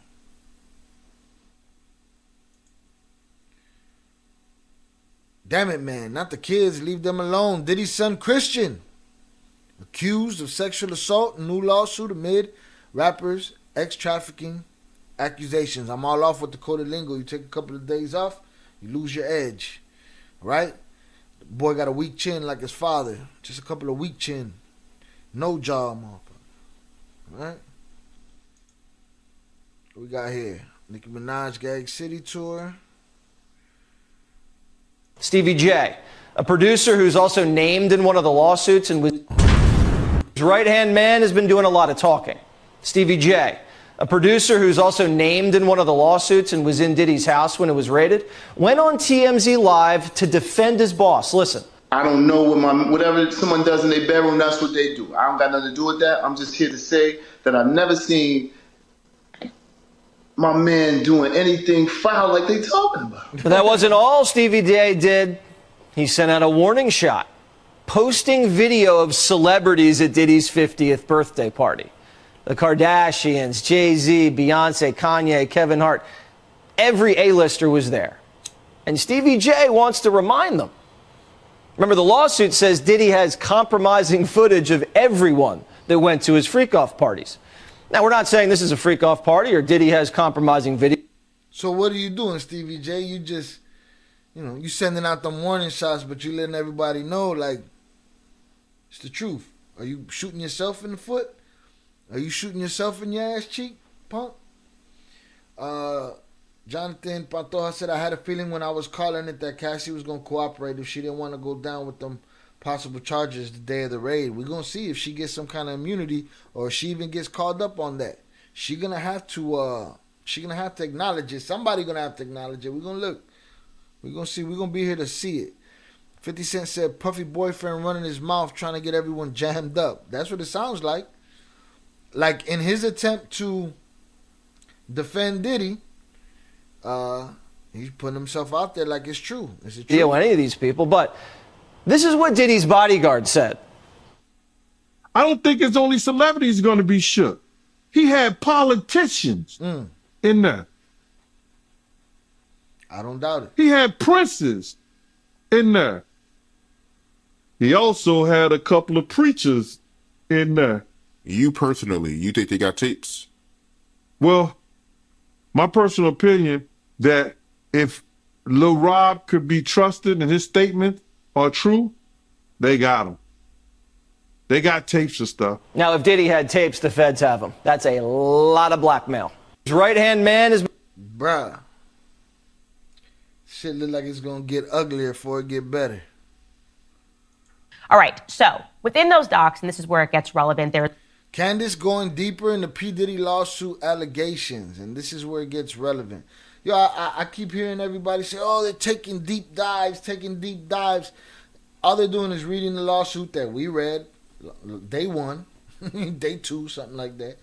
And listening to Jonathan Odie's interview now that we was already on that. Again, I'm sure somebody was on it before us, but everybody deep diving late, all the big boys. There's one man that is named as being the person that can do the cleanups, right? This is the guy that you are supposed to call if you get into any sort of a scenario. So in these docs, it says Mr. Combs instructs his staff to always contact Mr. Muhammad, that is Fahim Muhammad, if they are ever pulled over by the police in Miami or California. And upon information and belief, this is regarding the shooting that took place at Chalice Recording Studios. Again, he is alleging that Diddy and his son shot someone. And after that shooting, the documents say explicitly that Mr. Muhammad spoke with the LAPD after G was shot at the recording studio. The LAPD was in the recording studio and witnessed the blood in the restroom, and they went with the bogus claim that the shooting of G occurred outside of the studio. This was all thanks to Mr. Muhammad's connections within law enforcement. All right, so within those docs, and this is where it gets... 50 Cent said, anybody got Muhammad's number? What? I'm asking for a friend. Yeah, everybody want to talk to the fixer right now. What did you fix, bro? Where'd you bury the bones? Something got to be wrong with when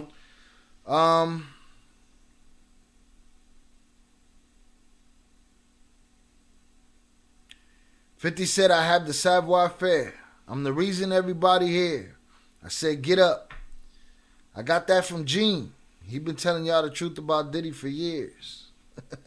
when he stood up there, he said that he want to challenge 50. And I don't know much about that clout.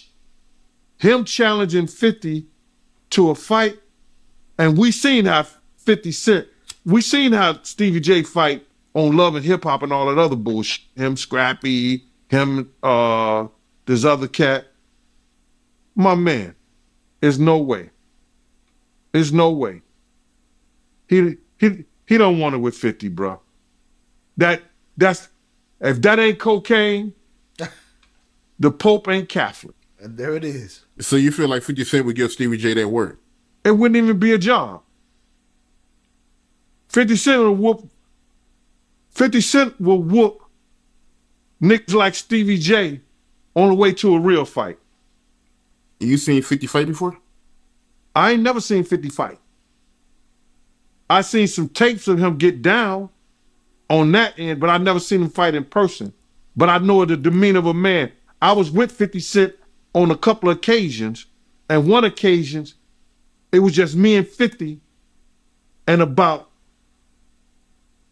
probably 6 other dudes that didn't want to get out the car because he was ready to get down. And you could see it in him. You could see he got it in him like that. I'm looking at him. I wrote this shit about this shit in my book. 50 ain't back. He don't back down, bro. And you could see it when you know a dude is about it, and got it in him, you can see it in his eyes. You can see it in the way he carry himself. Something got to be wrong with when. Yeah, I don't think Stevie J, he said he wanted, but so did Benzino with Joe Budden. Joe Budden told him pull up around the corner. He wanna make money off of this. Some dudes just want to scrap. You know what I mean? On my way to Dreamville. Right, that seems about it on the 50 Cent's Instagram front. Now, I did see a video of 50 just kind of, he threw a little combination. little mitt work to show everybody that he still got it.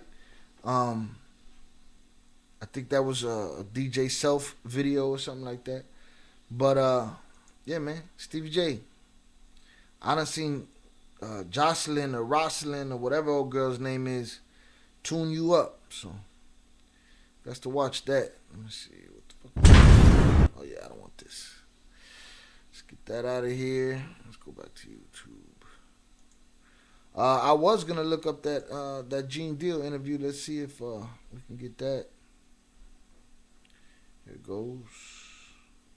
Again, we just buried the lead because he just pulled the clips and put them on his Instagram right now. Let's see. I'll tell you what, the whole world is talking about Diddy. We're missing something else. All right, there was an earthquake on the East Coast. What's that about? Who knows? Here we go. Yeah, we're going to see, man. We're going to see what they got. But speaking of the raid, right, did you see that viral video of Diddy he was seen in Miami with Stevie J after the raid? You seen that video? Yeah, I seen it. What you think about that? Well, I go way back when Stevie J first came to Bad Boy after they left Uptown Records and everything like that. And Stevie J and Puff fell out real bad over, it could have been a girl, producer credits and the whole 9 yards. But Stevie J didn't F with him until Love and Hip Hop. When Stevie J went to Love and Hip Hop and he became famous from that, Puff called him over there and they had a meeting. And I guess they rekindled their friendship. Because I used to bodyguard Stevie J. And, go to different clubs. I got pictures and everything. Stevie J didn't mess with Puff, until after that Love and Hip Hop thing went down, So now they back cool. What got me about the stuff like that them being back cool, that Stevie J went on TMZ and was speaking up on behalf of Diddy. That's strange. I thought that was strange too. If anybody I want speaking up behalf of me, or I had anybody speaking up on my behalf, it wouldn't be Stevie J. You understand?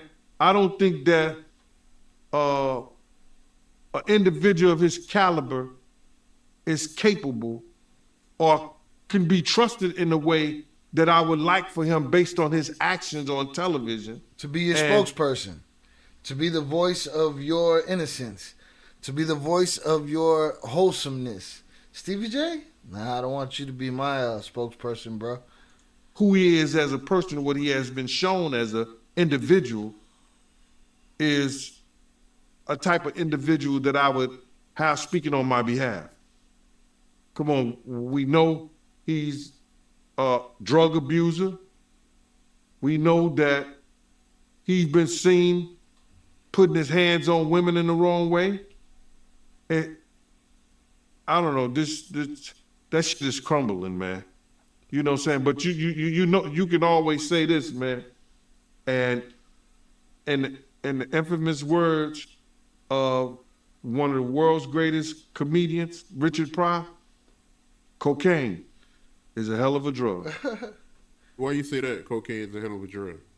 Because Lil Rob said that they be doing the liquid cocaine in the bottles, in the Ciroc bottles.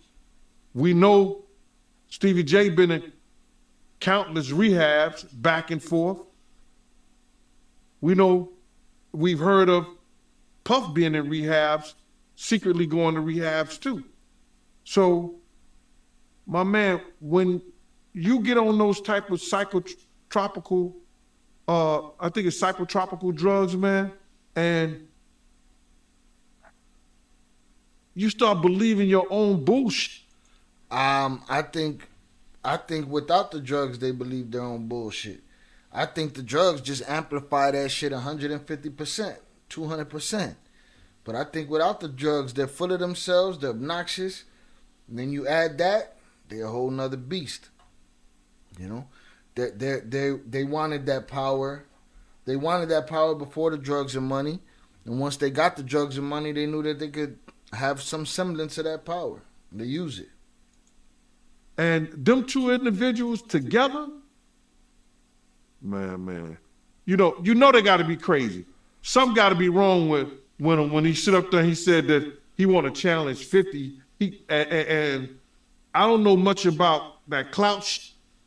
Him challenging 50 We saw that. to a fight, and we seen how 50 Cent, we seen how Stevie J fight on Love and Hip Hop and all that other bullshit. Him Scrappy, him this other cat. My man, there's no way. There's no way. He don't want it with 50, bro. That's if that ain't cocaine, the Pope ain't Catholic. So you feel like 50 Cent would give Stevie J that work? It wouldn't even be a job. 50 Cent will whoop. 50 Cent will whoop niggas like Stevie J on the way to a real fight. You seen 50 fight before? I ain't never seen 50 fight. I seen some tapes of him get down on that end, but I never seen him fight in person. But I know the demeanor of a man. I was with 50 Cent on a couple of occasions, and one occasion, it was just me and 50 and about probably 6 other dudes that didn't want to get out the car because he was ready to get down. And you could see it in him. You could see he got it in him like that. I'm looking at him. I wrote this shit about this shit in my book. 50 ain't back. He don't back down, bro. And you could see it when you know a dude is about it, and got it in him, you can see it in his eye. You can see it in the way he carry himself. You see how he threw his own man in the bushes, Tony Yayo. They got tapes on 50 getting down boxing. I've seen tapes on him. You know what I'm saying? I've never seen him in person, as far as fighting. I've been with him in person, but he got it in him, bro. But yeah, that caught me by surprise because I always knew that Stevie J, he did production for Bad Boy, but I never knew him and Diddy was that close until, as of late, since the raid. So. No, they was close. Bro, Stevie J and Puff was like pots and pans back in the day. I don't know what happened between them, but something happened on the producing credit side that Stevie J stopped effing with him. All right, so what could that be? What do we always hear? These guys put their names on everybody else's work and call it a day. And, Stevie wasn't dealing with him at all. He was just doing more stuff for Jodeci than he was Bad Boy. All right. So, long story short, as far as G and D is concerned, Stevie J don't want none of 50 Cent. Period. Now I heard Diddy made a statement, but I ain't seen the video, and I ain't seen it pop up nowhere. So let's take a good look and see if I can find anything.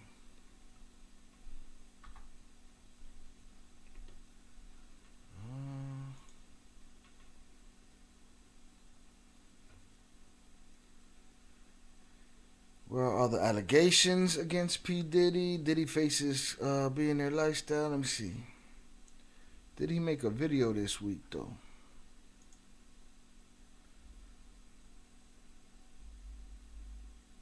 Cause I didn't expect to see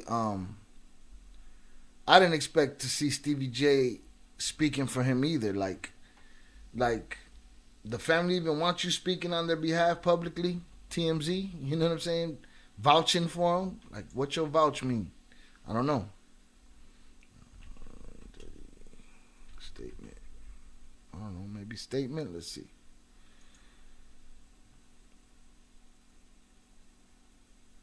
Don't know.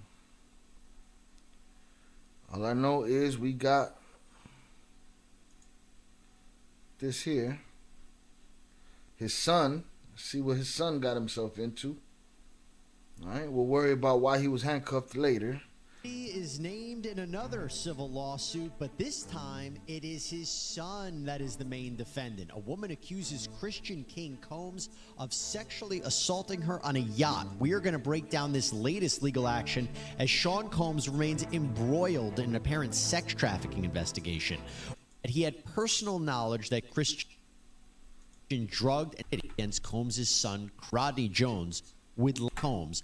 On behalf of his client, a former Diddy producer named Rodney Jones, would likely be filing another suit against Combs' son, Christian. Another one? And that has just happened. Yes, in fact, the yacht incident, which we're going to get into, was mentioned in Jones's lawsuit against Diddy, with Jones claiming in the complaint that he had personal knowledge that Christian drugged and sexually assaulted a woman.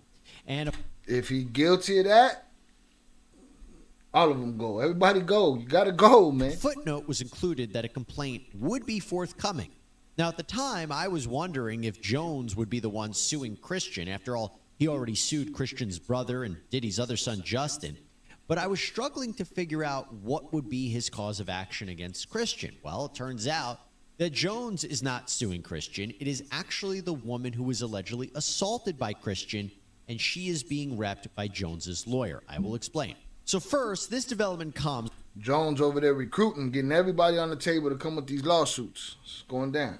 It's almost 2 weeks after Diddy's homes in Miami and Los Angeles were raided by Homeland Security investigators. It's part of a sweeping sex trafficking investigation by the Southern District of New York, or at least that's what it's being reported. That's what sources from law enforcement are indicating. Now, Diddy's 2 sons, Justin and Christian, they were seen in handcuffs outside of that LA home during the raid.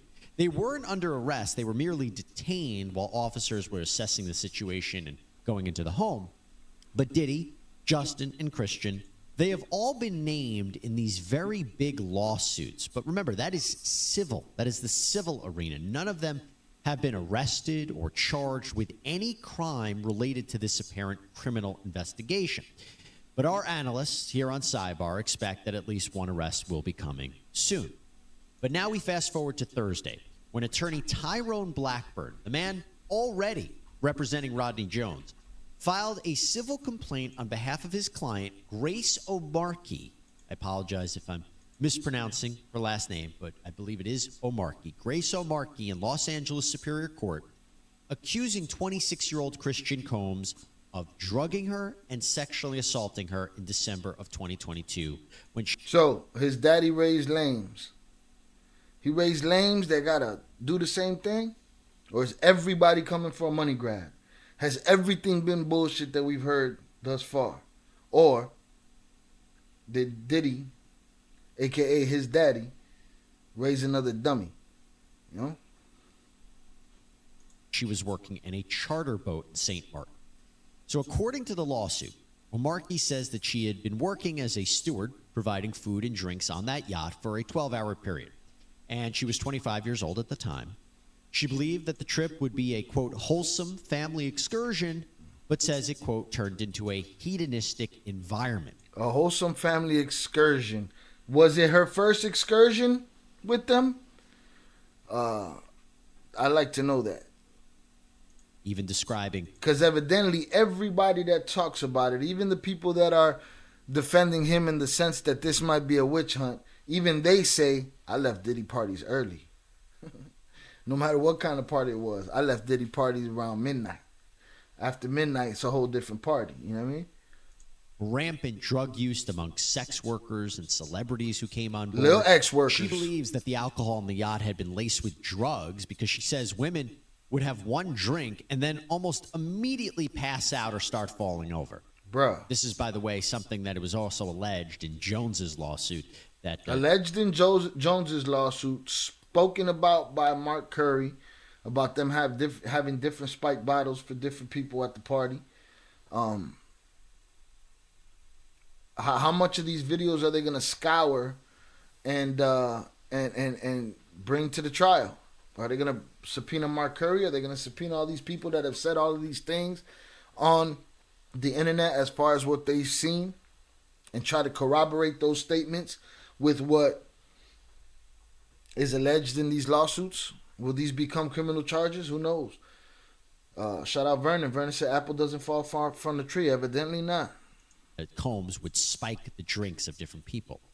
But focusing on Christian Combs, Markey says that Christian Combs had been staying at a villa on the shore, but that he would come onto the yacht in the evening to party. And on December 28, 2022, Christian reportedly arrived very intoxicated and then proceeded to pressure Markey to take shots of tequila.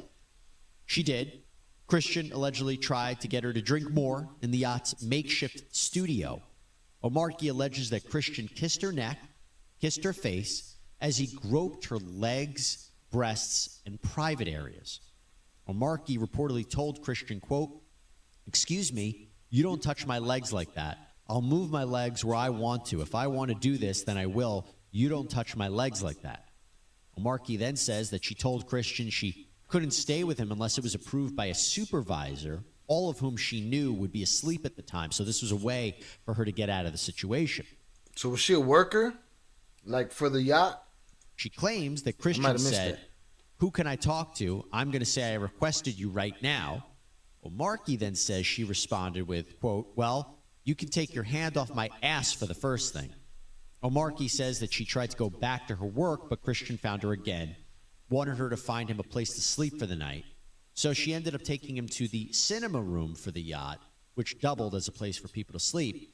And she claims that is when Christian blocked her and groped her, took off his clothes, tried to force her to perform oral sex on him. She says that she was able to fight him off until someone came in. She was helping him find the place for him to sleep, so she took him to the theater room. We're going to have to read this lawsuit. The lawsuit goes on to say that Markey told the yacht captain what happened the very next day, but he didn't believe her, didn't do any sort of real investigation. She says the captain retaliated against her for months after the alleged assault before ultimately firing her in May of 2023. Now, aside from her account, aside from a potential other witness, right, the person that allegedly walked in on this, what proof is there that this happened? There's another witness, supposedly. I wonder if that witness is Lil Rod. Well, she reportedly has photos of the bruises that she says were caused by this event with Christian Combs. But she also claims that in that studio, during that first interaction at the time, was Rodney Jones, that former Diddy music producer I mentioned, the one who is suing Diddy. He's known as Little Rod Jones.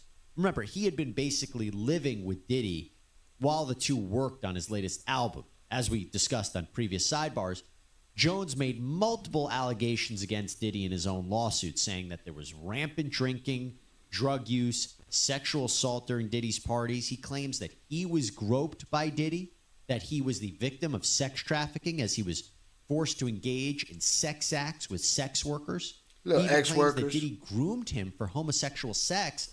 And right there, you take the smile off your face. You could keep your eyes on Pro Tools. You take the smile off your face, and you elbow that motherfucker right in his chest, and you tell him, "Get off me, dog." And if he gets upset and you don't get a Grammy out of it, so be it. You stood on your square. Get off me, radio. Facilitated for him to be sexually abused by actor Cuba Gooding Jr. He also claims that there are hours of audio and video footage documenting Diddy's alleged crimes and misconduct. And according to Miss Markey, Jones taped this event with her. Yes, the lawsuit provides transcripts of audio recordings, and these audio recordings purportedly show, or you can hear, kissing sounds, her telling Combs not to touch her, her allegedly asking about whether she was drugged. Now, we haven't heard these tapes here on Long Crime. And who taped it? She taped it, or she's saying he taped it?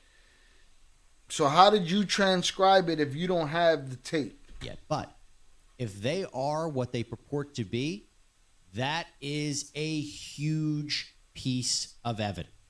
Acorn TV has the acorn doesn't fall far from the tree. Every episode of Midsummer Murders. Sounds like and remember, when we're talking Shout out the homie Smokey Fuma on the check-in. Again, shout out Vernon Himes on the check-in. Appreciate you guys for being here.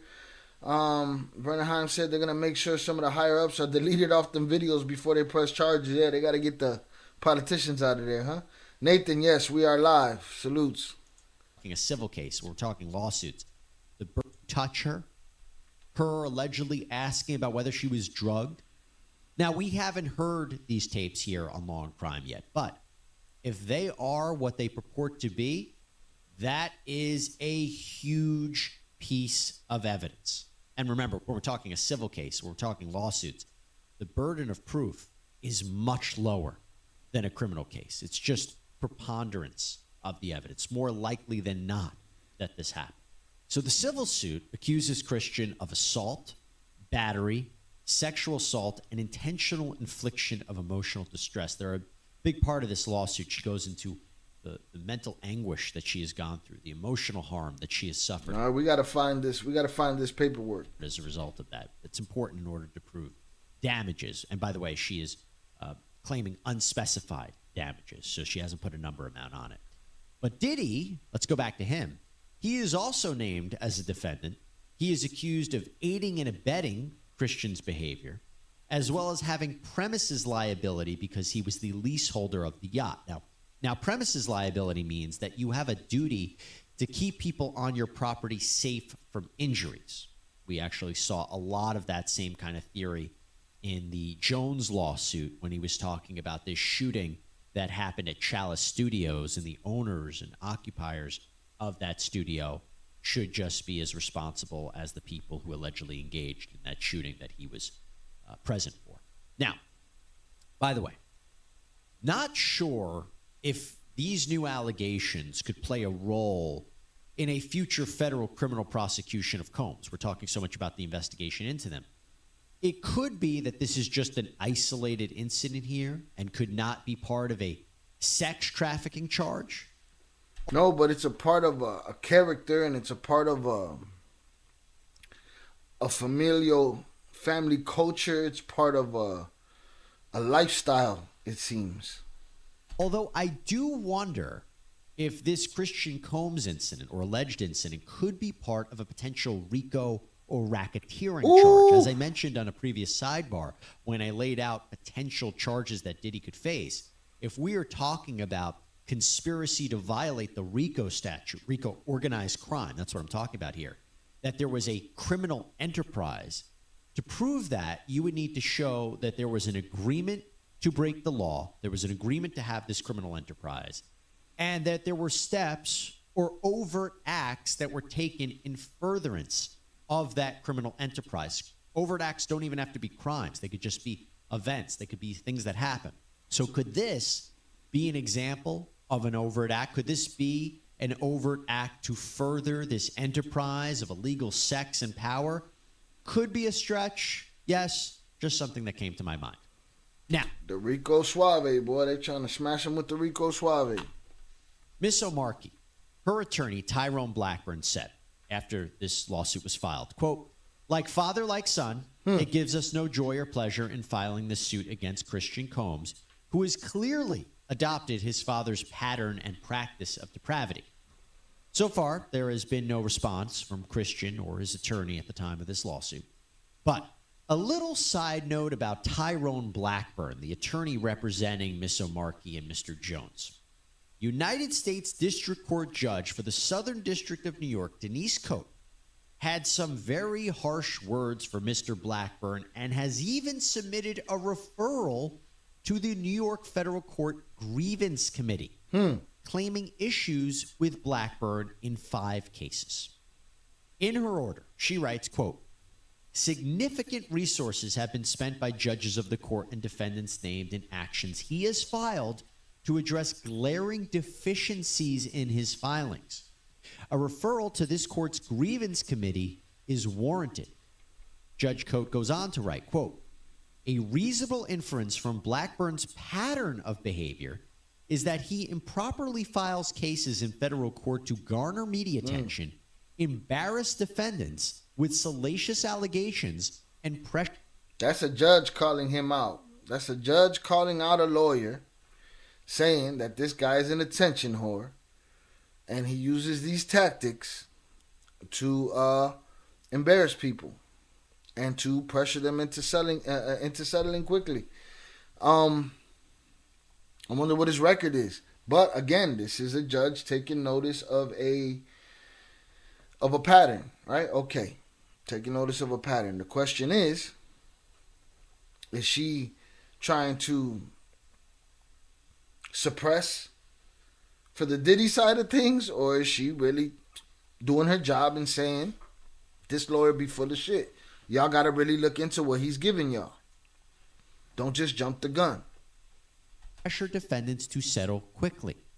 She goes on to write, indeed, his submissions to this court have been rife with disturbing allegations against the defendants and defense counsel. So the big theme here is that he allegedly files lawsuits in the wrong jurisdictions and courts, and even allegedly called a defense attorney, quote, a disgusting racist. Mm-hmm. Now, this is being reported by Billboard, and in fact, Blackburn wrote an email to Billboard responding to Judge Coates' order saying, quote, not sure how this is at all relevant to Rodney Jones's case or any other case I have. This will not have any impact on my ability to proceed in Mr. Jones's case. Although Judge Coates' decision was a referral to the SDNY's grievance committee and not a sanction, I plan on appealing the decision. But remember, the Jones lawsuit was filed in the Southern District of New York, a federal court. So it does seem to have some impact, if you ask me. Yeah, the impact was, instead of it being a quiet little lawsuit, they had tanks at Diddy's front door.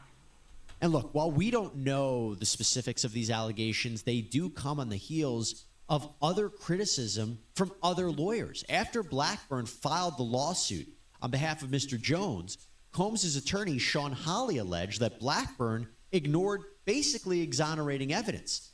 The quote was, our attempts to share this proof with Mr. Jones' attorney, Tyrone Blackburn, have been ignored, as Mr. Blackburn refuses to return our calls. Hawley goes on to say, we will address these outlandish allegations in court. Wait, say that again?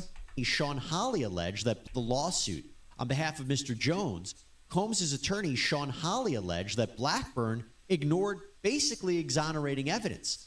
The quote was, our attempts to share this proof with Mr. Jones' attorney, Tyrone Blackburn, have been ignored, as Mr. Blackburn refuses to return our calls. So Sean Hawley believes she got proof, or he got proof. We will address these outlandish allegations in court and take all appropriate action against those who make them. Then the attorneys for Universal Music Group, one of the defendants who are also being sued by Rodney Jones for their alleged participation and facilitation of the abuse and trafficking claimed by Jones, they argued that the claims were so, quote, offensively false that one of these attorneys, Donald Zakarin, wrote, a license to practice law is a privilege. Mr. Blackburn, plaintiff's lawyer, has misused that license to self-promote, gratuitously, falsely, and recklessly accusing the UMG defendants of criminal behavior. So a lot of back and forth that we're seeing right here. And again, to be clear, everything that Diddy and his sons are facing are accusations. They haven't even been criminally charged. These are civil lawsuits. There has been no finding by a judge or a jury that they are liable at this point. Having said all of that, this is a very significant development, and we will see where it goes next. Yeah, it does seem like the same lawyer bringing out all these accusations and finding these people with Little Rod by his side, helping him out. This young lady has a story to tell. We got to find the document and read the document, see what makes sense and what doesn't. But everybody's being dragged into it. Evidently, whatever this guy, whenever this lawsuit got filed, wherever it got filed, it turned into Homeland Security raiding the man's house. You know, so that is what that is right there. That is what that is right there. Let's see. Little Rod's team's strange tactics. Academics exposes Little Rod's team's strange tactics. Let me see what else I can find here. See, they're saying that audio emerges, but where's the audio? We got transcripts of audio, which is what they say is in the young lady's case, but New what does that audio even has mean? surfaced as part of a lawsuit that accuses Christian Holmes, Sean Diddy Combs' son, of sexual assault. The music mogul is not accused of sexual assault in the lawsuit, but is included over allegations of liability and aiding and abetting. The lawsuit cites audio from a makeshift recording studio on the yacht where the alleged assault happened. This is the latest in a series of lawsuits filed against the rap mogul and businessman. Both men, father and son, deny the allegations against them. CNN national correspondent Camila Bernal joining me live with details on this. Camila, what more are you learning? Hey, Fred, so in this audio that CNN has listened to, you can specifically hear the accuser who alleges that she was being forced to take this tequila shot that she believed was laced with drugs. And in the audio, you can hear her asking Christian Combs if she was being drugged. Play that shit. And he answers, take the shot. Now, just to put things into perspective, the accuser was a crew member on the yacht. She was a bartender, and she says that shortly after this incident with the shot, she says she was cornered in a room. She says things became aggressive and physical, and then says that Christian Combs forced himself on her, and then says that it wasn't until another employee on the yacht came into this room that the abuse that she is alleging in this 31-page lawsuit stopped. And she says it only stopped because that person came into the room. Now, I want to read part of what the accuser's attorney is saying right now. What he's saying is, defendant Sean Combs turned what was sold as a wholesome family excursion into a hedonistic environment. It resulted in an unexpected increase in workload for her and for her colleagues, as well as unwanted exposure to unlawful drug use, sex work, and general chaos. Now, why are they naming Diddy in all of this? And it is partially... Here's the thing. All of those things that they allege from the non-wholesome, party that was thrown on that yacht, would any of those things be said if she wasn't alleging what she was alleging? We didn't know nothing about. Let's say she stood quiet. Y'all still worked every day on that yacht. Y'all still was there for parties, whatever. Like, them things were happening. You could point them out now that you're coming out with your story, but those things were happening. You knew those things were happening.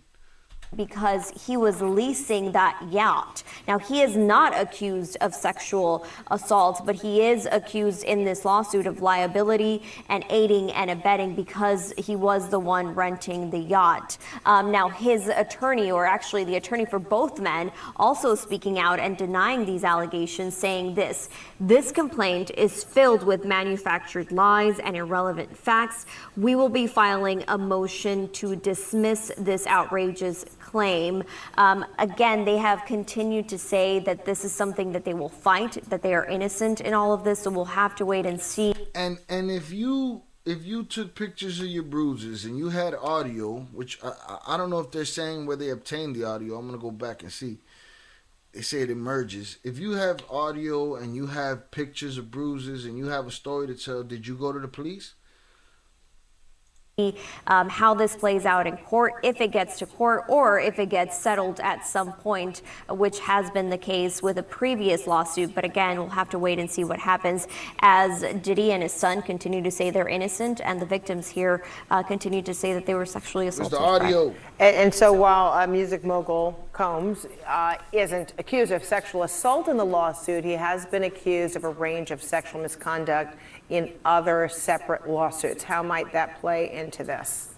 Yeah, as I mentioned, one of the lawsuits was settled, but there are others that are currently pending, right? And so there's a lot of the details that we've learned, and attorneys say that there's audio and video of these alleged crimes, or at least some of the alleged crimes. You're seeing some of those cases there. The one with Cassie was the one that was settled, but there are other ones that we'll still have to wait and see how they play out. And of course, we all saw just last month as Diddy's homes in both Miami and Los Angeles were the target of a federal investigation, and we saw that all play out on video last month.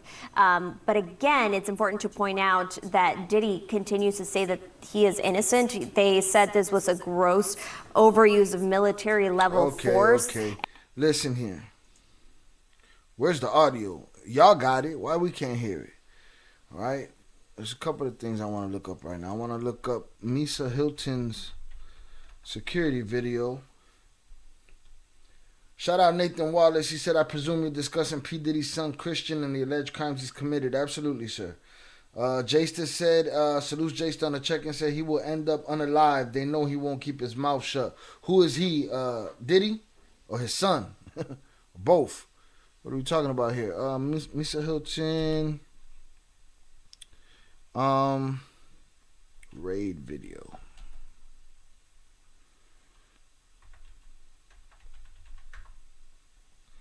I want to look for that audio.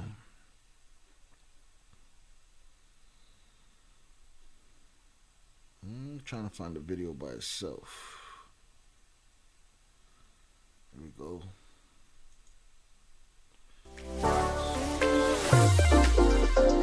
You gotta relax. Diddy.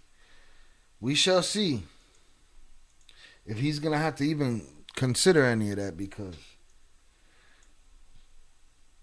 and it's until proven guilty, right? All right. I want to check out this. So, you know, I caught. I think it was academics watching this the other night. Salute Jayster197. Salute to the channel, bro. I appreciate you. Thank you, sir. I saw. I believe it was academics the other night watching the video, and it was the video that Misa Hilton, which is Justin Combs' mama, released of the raid, and she released it with an Instagram where she was admonishing the police for how they handled the situation, for how they pointed weapons at her sons and cuffed them up and all of that, and the force in which they came, right? And whoever it was, I think it was Act, brought up a good point. If y'all came for video, how is this video coming out? Where does this is video from that house on that day during that raid? Where did Misa Hilton get access to this? She don't even live on the premises. I mean, what is the Ring cameras under her name? Like, she got this footage, so let's take a look. I haven't seen it yet. I just saw the coverage from Act, so let's take a look now. Sean Diddy Combs' ex slams overzealous agents using militarized force during raid of LA home. Boy, they ran the trucks up in the driveway. Look at Buddy popped out the top. Yeah, y'all wildin'. They thought they were gonna run into some Tony Montana shit. Everybody hiding behind their tanks. Opening doors to ranges. Look, rip cameras down. Let's see. Who they got right there? They got drones inside the house just flying around with them. Hold on, we got to slow you down, bro. Who they got? They got somebody. There we go. Who's that? That Justin? No, that Christian. Christian, if you're guilty, you deserve this, Popeyes. If living the lifestyle that your daddy allotted you allows you to victimize women, this is what you got coming to you, bro.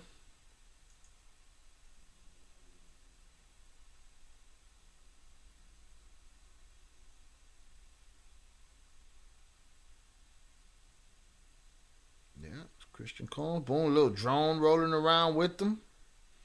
That's the bosses. The bosses want to keep an eye on the situation. We got right there. That's Justin. He got lasers pointed at his chest.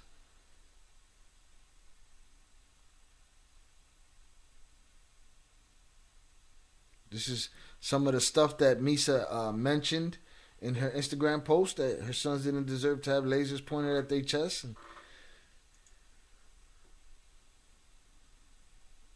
Look at that, boy. Ran up in there. Well, camera, run that shit. Let's see.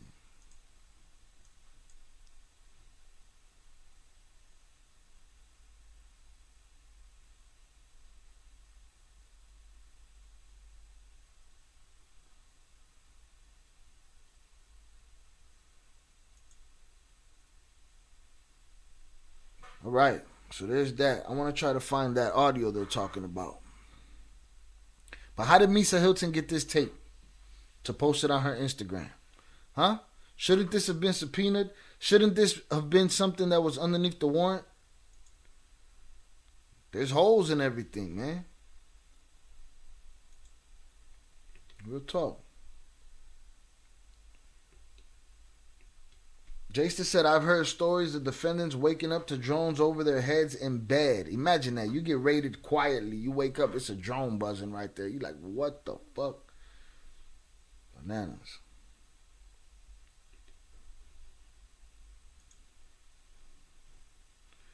All right, let's see if we can find the audio footage. Christian Combs audio footage. Audio leak. Yeah, let's see what that do.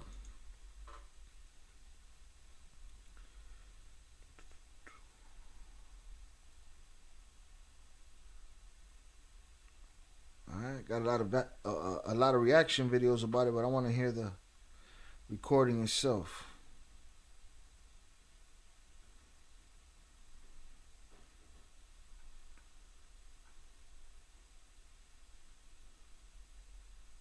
Ian said that would be crazy. Drone flying over your bed. Yeah, you just minding your business. You know, hopefully you got something nice next to you in the bed, and you just hear buzzing. You're like, hey man, what's going on over here? You look up, it's just a drone up there looking at you, smiling. Drone smiling at you. Gotcha, bitch. I mean, hit this filter right here. This week. Let me see if I can Google that. Christian Combs leaked audio.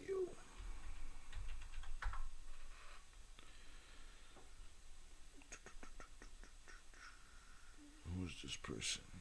Your skin isn't the same as everyone else's. That's why Agency designed Future Formula, a personal Storm Chase. Let's see, bro.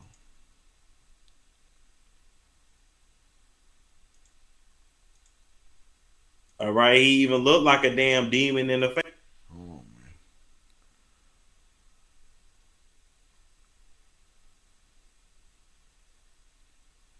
Trying to find a video of the audio itself.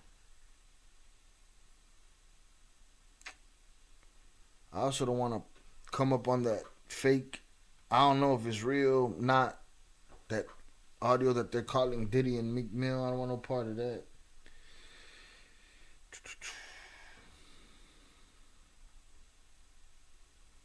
These are all people reacting. Nobody seems to have the. Wonder if World Star. Let me see. You know, I remember Live Leak. I would have got it on Live Leak for sure back in the day. Shit don't even pop up in the search no more. Let's see. Christian Combs. Where's Christian Combs? I want to hear this audio that supposedly CNN has heard. If CNN has heard it, why can't we?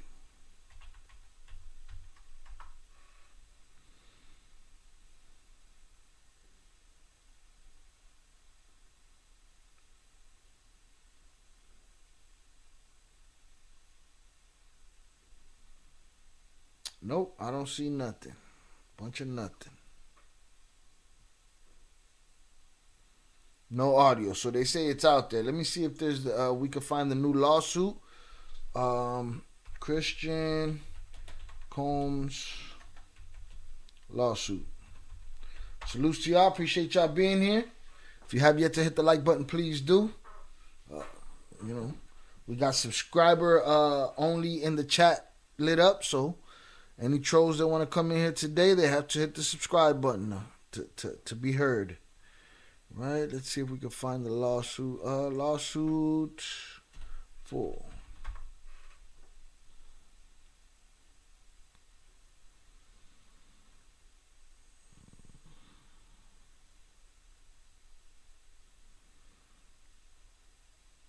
Just looking for this lawsuit. I don't want it from a news channel. I want it from a paperwork channel.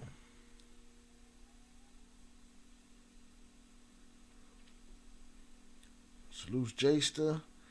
So it doesn't look like they published it out here yet. Let me see.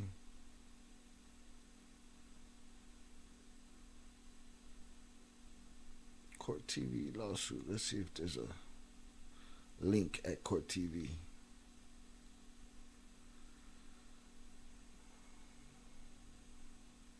Nope, no link to that either. If anybody happens to run into it today, drop it in the Discord. For those that are not part of our Discord, I'm going to drop the Discord link in the chat right now. If you're looking for notifications for this channel from YouTube, YouTube rarely gives them out. If you're looking to be notified on time, what's it called? Discord will do it. So there's the invite to our Discord right there in the chat. So yeah, I don't see the full paperwork for Christian Combs. This person says they have it. Let's see. Looking for an easy way.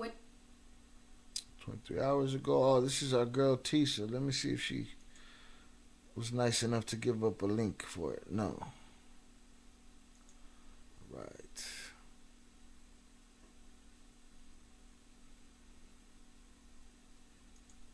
Let's see if CNN gives it to us.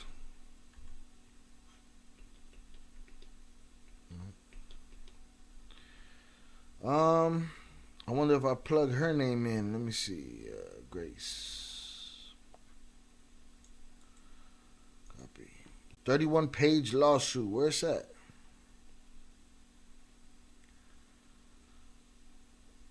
Los Angeles Superior Court.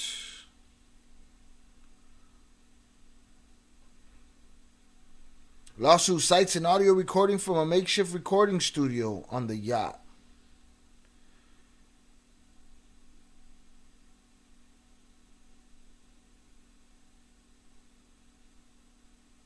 All right, CNN has already heard. They said they heard it. They didn't say they read it. They said they heard it. All right, let's read this real quick. All right. See, I have yet to find the audio. CNN says they heard the audio, but here everybody's just saying there's a transcript in these articles. Sean Diddy Combs' son, Christian Combs, accused of sexual assault in lawsuit. Christian Combs, son of rapper, producer, and businessman Diddy, is accused of sexual assault in a new lawsuit that names both men. The 31-page lawsuit was filed in Los Angeles Superior Court on Thursday, according to an attorney for the plaintiff. We'll call her Grace. Grace worked as a crew member and bartender on a yacht leased by Sean Combs and his family in December 2022, according to the lawsuit. The experience was sold as a wholesome family excursion, but turned into a hedonistic environment, the lawsuit says. You're an employee on a boat. Nobody sold you the idea of nothing, you know? You work on a boat, there's people that rent out the boat. You know, different kind of things happen. You know, one family might have the family reunion on the boat. Another family might have, you know, one of these weird freak-offs. Again, nothing wrong with the freak-off as long as you ain't making victims, you know, at the freak-off. The experience was sold as a wholesome family excursion, but turned into a hedonistic environment, the lawsuit says. And suspected ex-workers and other celebrities were often brought on board. In the early morning of December 28, Christian Combs pressured Grace to drink a shot of tequila, and shortly thereafter he assaulted her, the lawsuit says. Grace believes that tequila, which she says Christian Combs brought aboard, may have been laced with rugs, according to the lawsuit. Sean Combs is not accused of sexual assault in the lawsuit, but is included on allegations of liability and aiding and abetting. Aaron Dyer, an attorney for Sean and Christian Combs, and also I understand that there's an attorney that defended El Chapo, has been hired by Christian Combs for this case. Is this the same? You know, I'm sure there's no charges of actual assault on Chapo here in this country.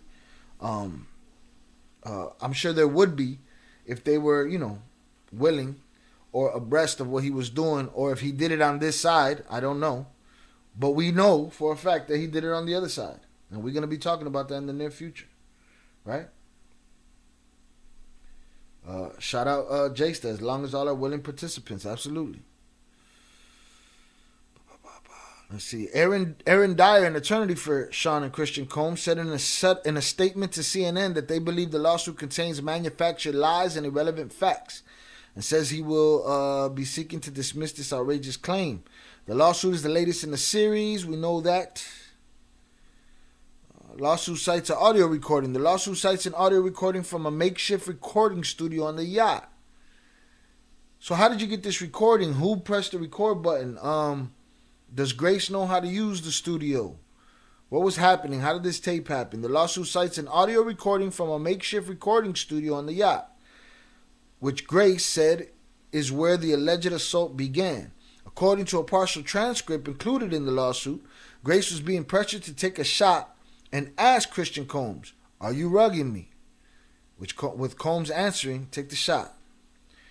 CNN has listened to the audio recordings and can independently verify the transcript detailed in the lawsuit. In addition to the tense conversation purportedly between Combs and Grace, Cassie's 2006 pop hit "Me and You," which features Sean Diddy Combs, can be heard playing in the background, right? Cassie's involved even when she's not involved in this. She's not even there, but her music is in the background. Cassie, whose real name is Cassandra Ventura, is Diddy's former girlfriend who alleges she was raped and subjected to years of repeated physical and other abuses by the music mogul.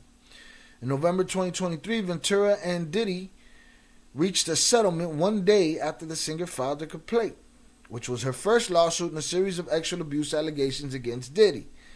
Though an attorney for the rapper denied Ventura's allegations and said the settlement was in no way an admission of any wrongdoing. On the yacht, Christian Combs cornered Grace in a room and became physical and extremely aggressive, the lawsuit states. Combs grabbed Grace by the arm and attempted to force himself on her. The filing continues and stopped only when another yacht employee... the filing continues? I guess the assault continues and stopped only when another yacht employee entered the room. Photos included in the court filing appear to show bruises on the plaintiff's forearm. Following the alleged assault, Grace's mental and physical health deteriorated, according to the lawsuit. She began suffering from anxiety and panic attacks, among other issues, the lawsuit says. The lawsuit is seeking unspecified damages, right? I mean, why not? I guess the excuse will be, it's a famous family, I didn't want no part of that. Why not tell the police about this? You know? I don't know. Ian says she might be looking just for a paycheck. I don't know if he's anything like his dad. I'm sure he's guilty, but we got to wait for the details. Yeah, we'll see. And I want to read this transcript. I'd love to hear the tape. I want to read the transcript, and I'd love to hear the tape. I know context is everything, right? Was she working? She wasn't working. She was having shots in the studio with him. Like, what was really going on? People say, oh, you got to believe blindly. I don't believe blindly. I'm sorry. I got two eyes and some common sense in my head to try to, deduct and figure out what's bullshit and what's not. You know what I mean? So, I ain't on that. I ain't on that trip.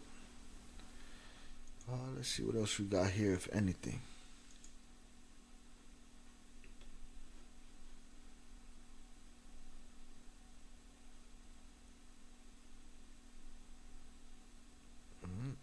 John Jones in trouble again. Threatened to unalive somebody that came to drug test him.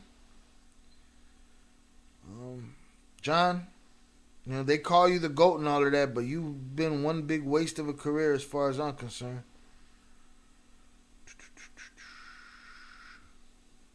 see what else we can find here. Valuetainment. Patrick Bet Davis show. Diddy will take the fall. Jesse Waters shocking claims Diddy is an FBI agent. I mean, Gene been saying that he's an FBI agent. Gene Deal has been alleging that. Let's see if this guy has anything to add here. And I said they are going to come. Oh, shit. Diddy. Yeah, there's a lot of crazy things that's going on. Hold on.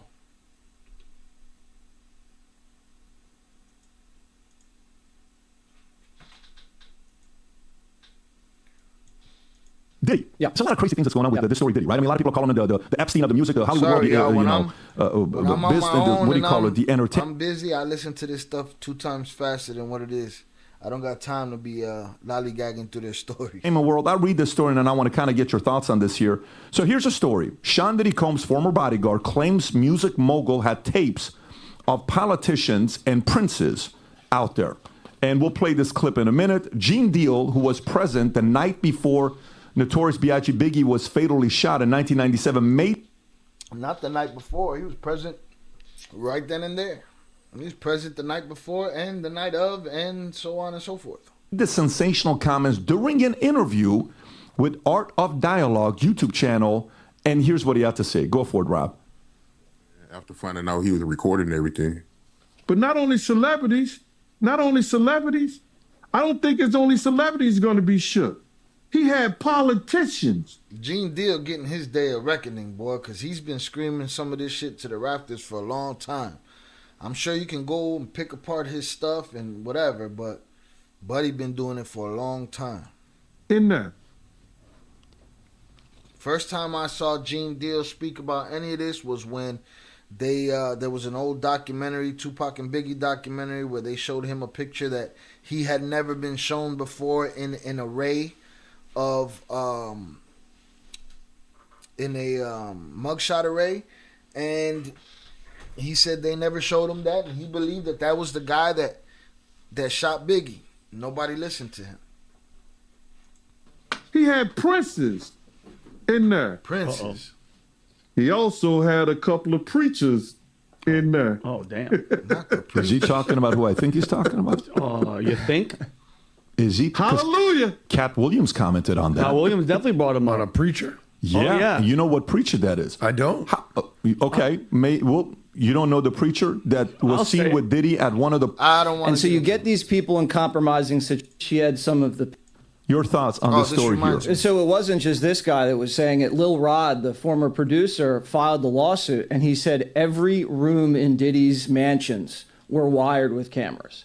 And he had some of the footage, he had some of the pictures, and he displayed those in the lawsuit that came out. And this was used for blackmail material.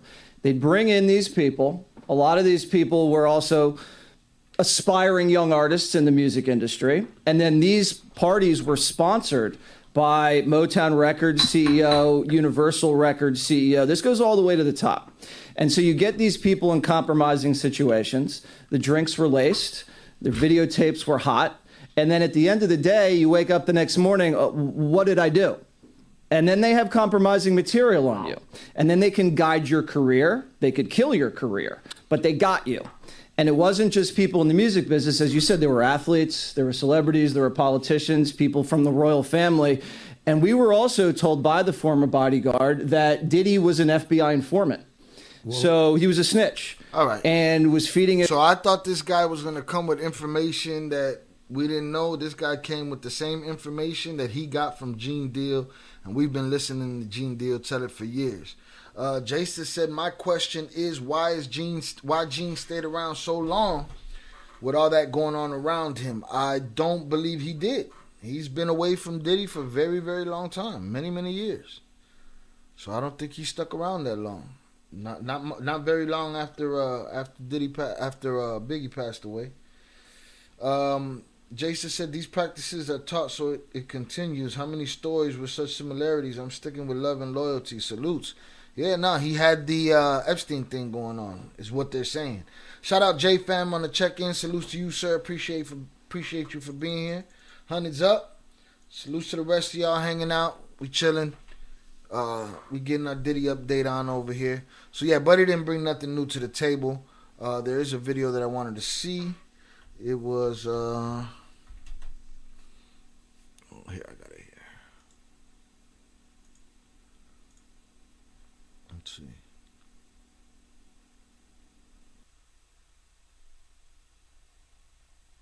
That's 4 weeks, 4 days. This is probably it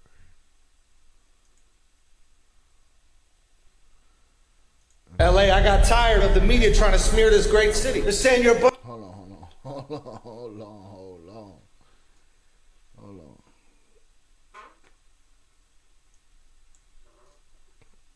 LA, I got tired of the media trying to smear this great city. They're saying you're a bunch of fucking criminals, drug addicts, and pedophiles. That is not the whole city. That is a very small, specific section of the city. It's called Diddy's house. That is, listen. Is Diddy going to jail? What's the over-under? Someone asked Shohei Ohtani. I know he got the... Those Japanese love gambling, bro. Or I believe they call it driving. But whatever, man.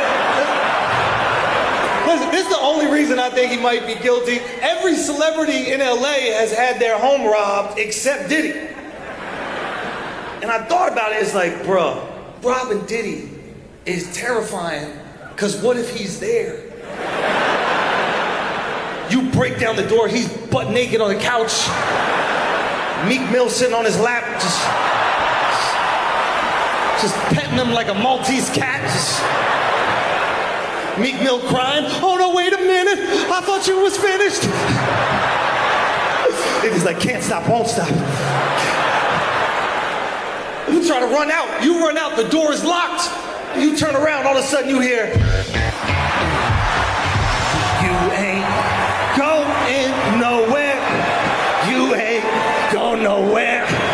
Can't be stopped now. It's your asshole tonight. So that's a joke he that's a joke he was talking about. That's why 50 said he was gonna come out with a Maltese cat, all right? Yo. Schultz got a viral winner with that one. It was perfect timing. Again, like he said, he was doing local content, trying to do local jokes at these shows and trying to talk to them about how LA's changed since the comedy scene moved to Austin with Rogan. Well, since a lot of the comedy scene moved to Austin with Rogan. And it wasn't working. So he said, well, what's hot right now? Let me talk about Diddy. Talked about it to where he's still doing this set of shows probably.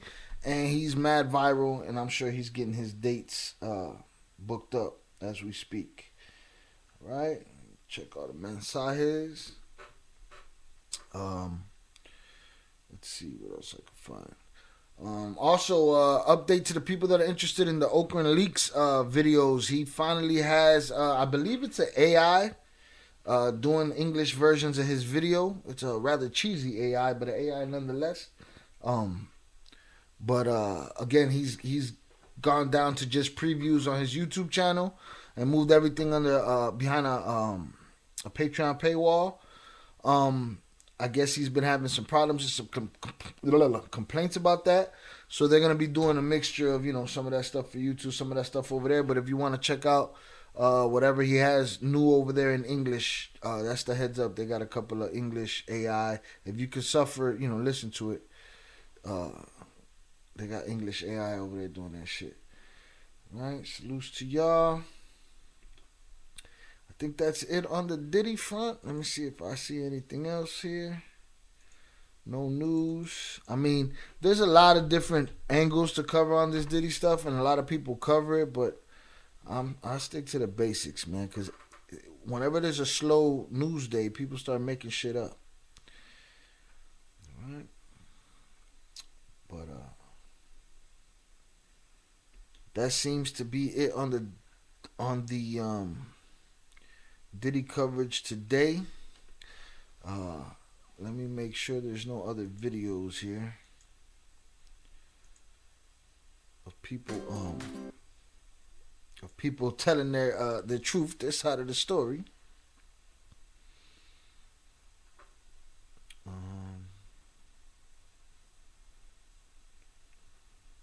John Jones is claiming that the lady that he allegedly said he would unalive, hugging him before she left. So who's lying? Who's telling the truth? I don't know.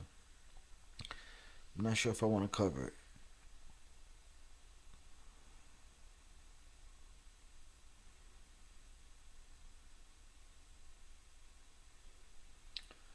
Contact info. No, not in the description. Are you in the Discord though? Jaysta, if you're not in the Discord, you might want to jump in the Discord. We got DMs and shit in the Discord. And ways to to make suggestions and contact. Also, there's a questions for the twins section.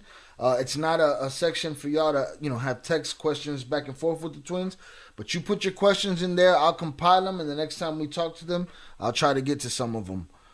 So we have that in the Discord. So make sure y'all jump in there. Salutes to y'all.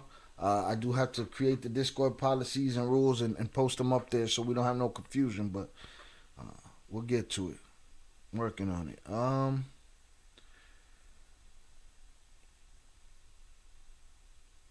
For sure, Jaysta.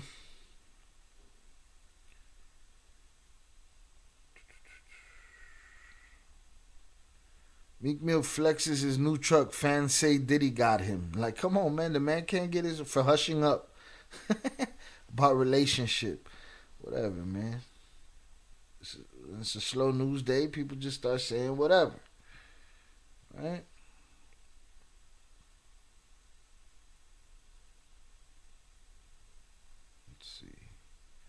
That looks like it's it for the Diddy talk for today, because I don't see nothing else. Hold on, let me pause this. I can look though. Don't worry, I'll find it. You'll find what? What you gonna find, Jason? You gonna find the what contact info? I don't know if you guys saw. Let's cover the Stevie J. We didn't cover the Stevie J. Let's listen to Stevie J talk crazy. Looking for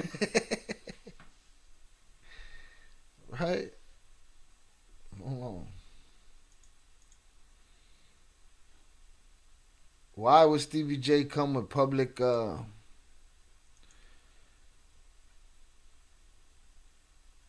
you know what? Let's get the full thing. Stevie J defends Diddy. Where's the whole thing? Give me the whole damn. It's a whole episode. I don't need the whole episode. Y'all gotta relax. Let me see if I can scan through this. Salute to y'all. Hundreds up for y'all. Appreciate y'all being here. We hanging out today. We taking our time. We almost through the Diddy part of the show. I'm looking for this right here. Here we go. All right, we can get through this. Co-defendant in that lawsuit that Rodney Jones, someone we have all right, seen let's hope spending that time with let's Diddy. hope TMC doesn't strike me down right away. I'll be paying attention to that. All right, hopefully TMZ doesn't shut me down. I'll be paying attention to that. Make sure that they're not gonna clap me. But in the meantime, between time, we're gonna play this TMZ talking to Stevie J real quick. It's Stevie J, who's a longtime Bad Boy producer, of course, also a star of Love and Hip Hop, and he is joining us right now to give us caught up on how Diddy's feeling going through all this. Stevie, welcome back to TMZ Live. Why would he come out there and do this? I don't know. I don't know if he would have done it without Diddy knowing he did it. But do they want him talking for them? Wow, since we talked to you. Hey, Stevie. Yeah, everything is good, man. He's on his spirits are up. He's spending time with his children and his mother. You know what I'm saying? Working out. You know. He's doing very well. I've known this guy for 29 years. See, I'm not just a guy off the internet trolling. I'm a first-hand witness. And if we can get into this Little Rod lawsuit, is that all right? Sure. Yeah. All right. First, I know this guy. You know what I'm saying? He's a musician. He's a church musician that, like everybody kind of kicked to the side or whatever. And, My bad. I helped the guy and got him a few gigs. And I know Rodney and his lawyer are running, like they just running a scam. This is an extortion right here, right? They did it to T.I., They did it to Tiffany Haddish, right? They did it to Nicki Minaj, the same people. Like, this is a bold-faced lie. Now, you see the lie he said about me in this lawsuit? Have you guys seen what he said about me? Right. In the lawsuit, Rodney claims that Diddy made him watch a sex video that was showing you, Stevie. That is, and that killed his credibility a bit right there, because it was proven that that was not Stevie on that tape. You know, so if it was not Stevie on that tape and it was somebody else, then how many of the other allegations are bullshit too, right? It's since been blown out of the water, and everyone knows that that image was not you; it was someone else. But we all know that that's a lie, because That was the guy first came thing in the out law. years Yeah. ago, right? So at some point, the lawyer, what's his name, Tyrone Blackfish, whatever his dude is, he's got to be held accountable for just allowing frivolous documents and lies to be brought into the court. Is there not a law against things like this? Well, look, there is something called malicious prosecution, but you have to go through the whole legal process. I want to kind of get in. That's a bad dye job on Buddy's beard right there. Well, maybe on both their There's an intersection here. That suit that Rodney filed is a civil lawsuit, but separately, the feds obtained a search warrant to basically raid Diddy's Miami and LA homes. To get a search warrant, Stevie, they need to convince a judge there is probable cause to believe that Diddy committed these various crimes for which he's under investigation, including human trafficking.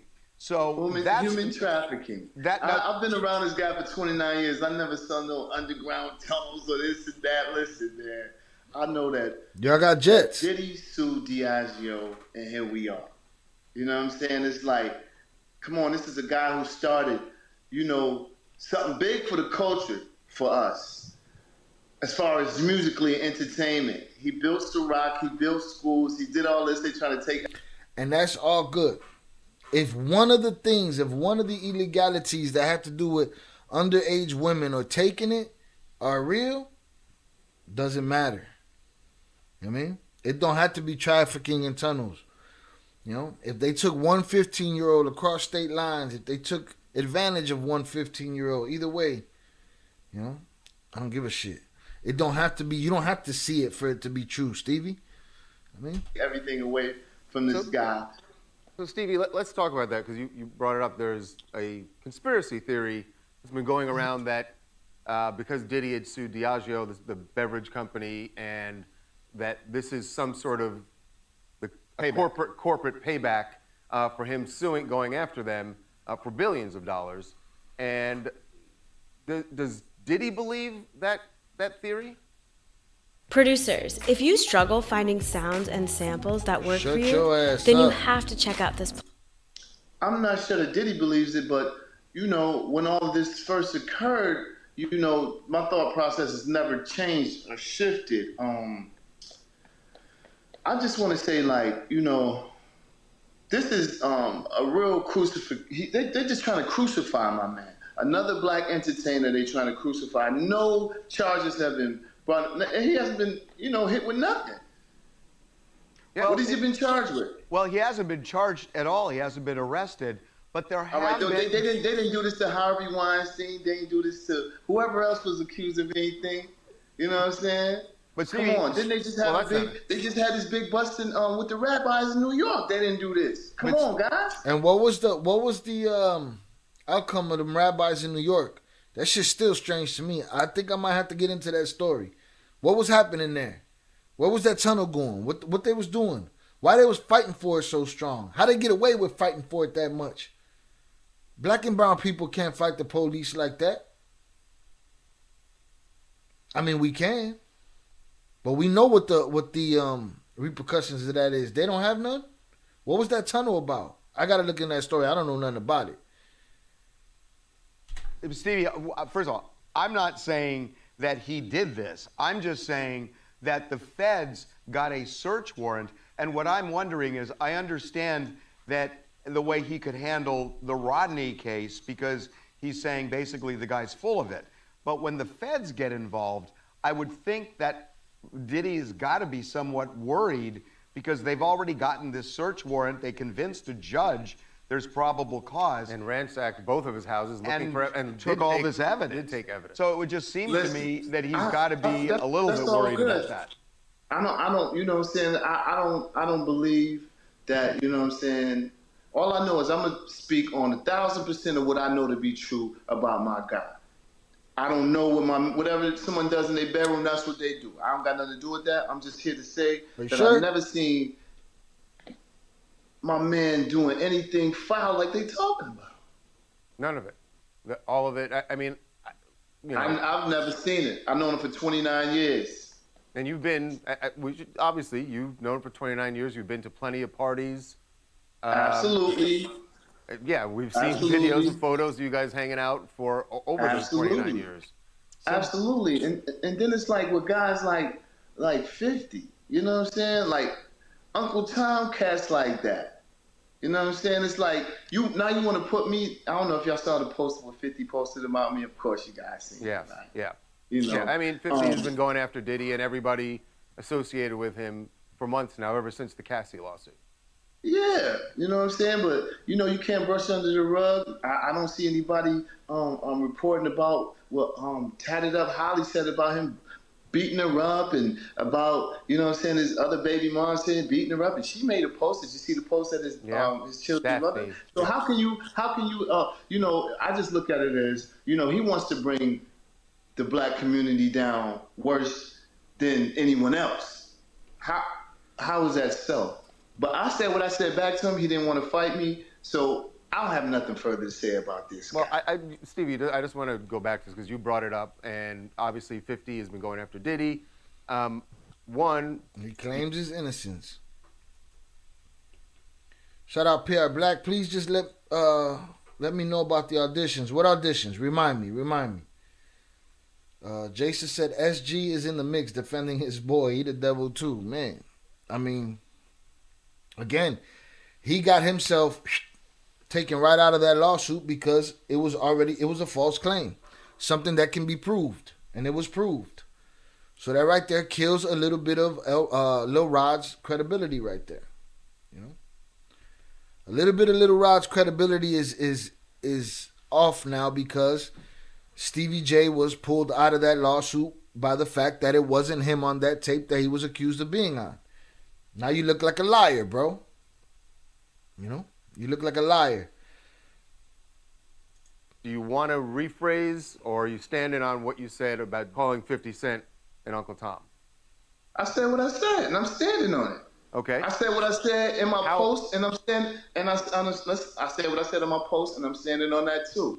Now, since he didn't accept what my offer to him, and he want to continue to be a comedian, why don't you go make some movies with Michael Blackson, and don't talk about me. Okay. If you don't want to fight, if you don't want to donate to charity, donate the bread to charity and fight. Don't stop being a girl and talking about dudes. I know that it's very clear how you feel about 50 Cent. Does Diddy pay any attention to these posts? Is it getting at him? He don't even have Instagram. You know what I'm saying? He doesn't have Instagram. It's not getting to me. I find it funny that, you know, when they first try to crucify somebody, they go through the media first. And they're just flooded with... That's a stupid answer because who needs just Instagram to get the news? We don't have to go to Instagram. I'm sure if I typed in on YouTube 50 Cent's Instagram post, they're all going to pop up right there. You know what I mean? We don't just need Instagram. Lies and propaganda. I'm not concerned about this this dude Curtis. You know what I'm saying? He's Uncle Tom, and that's just what it is. Stevie, look, we want to take a break. We want to come back, and we want to talk to you about the raid at the Miami house, which I believe you were at when it went down. So let's take a break. We'll be back, and we're going to talk about exactly what happened. Welcome back to TMZ Live. We have been speaking with Stevie J, who, of course, is very tight now. So, Stevie, it's my understanding that when the raid went down in Miami, were you on Star Island or were you actually at Diddy's house? I know you were in Miami. I was at his crib working in the studio. I was sitting outside the studio door, and I heard a big boom. Now, mind you, before we get into this, I'm not a spring chicken, even though I look fly and stuff. But I've witnessed some historical events of of excessive force, but none like this since Saddam Hussein or El Chapo or Pablo Escobar even Osama bin Laden. I heard a big boom. So I'm thinking like, a lot of people do work on the island all day long. So I'm figuring, bro, what the hell did that have anything to do with it? First of all, you weren't there when they got Osama bin Laden. You weren't there for none of them other raids, Chapo, none of that. Escobar got smoked on a rooftop. Like, what? figuring someone dropped some materials. Heard it again. Turn my head, I'm hearing do, do, do, do, do, do, do. Armored vehicles, 3 big armored vehicles come. Dudes jump out, I got 50 dots on my shirt. Screaming, yo, get on the ground. I'm like, yo, really? I'm the only one here. Stevie, when you say you had 50 dots on your shirt, you mean like laser? You're talking lasers. Laser guide. Lasers, yeah. Okay, so they put you on the ground? No, they like told me to walk back to them. They didn't even do all of that. They just told me to walk backwards and all of this, boom, boom. And I'm just like, yo, y'all got a search warrant. All y'all had to do is knock on the door. You know what I'm saying? Open the door for y'all. You know what I'm saying? It's like, what are we doing? And it was broad daylight, right? When was the last time you guys seen a raid on 2 properties during the daytime? Well, it's happened. It's happened. We actually saw that in L.A. with Jake Paul. Jake Paul, yeah. But be descriptive here. So they walked you back, and then what?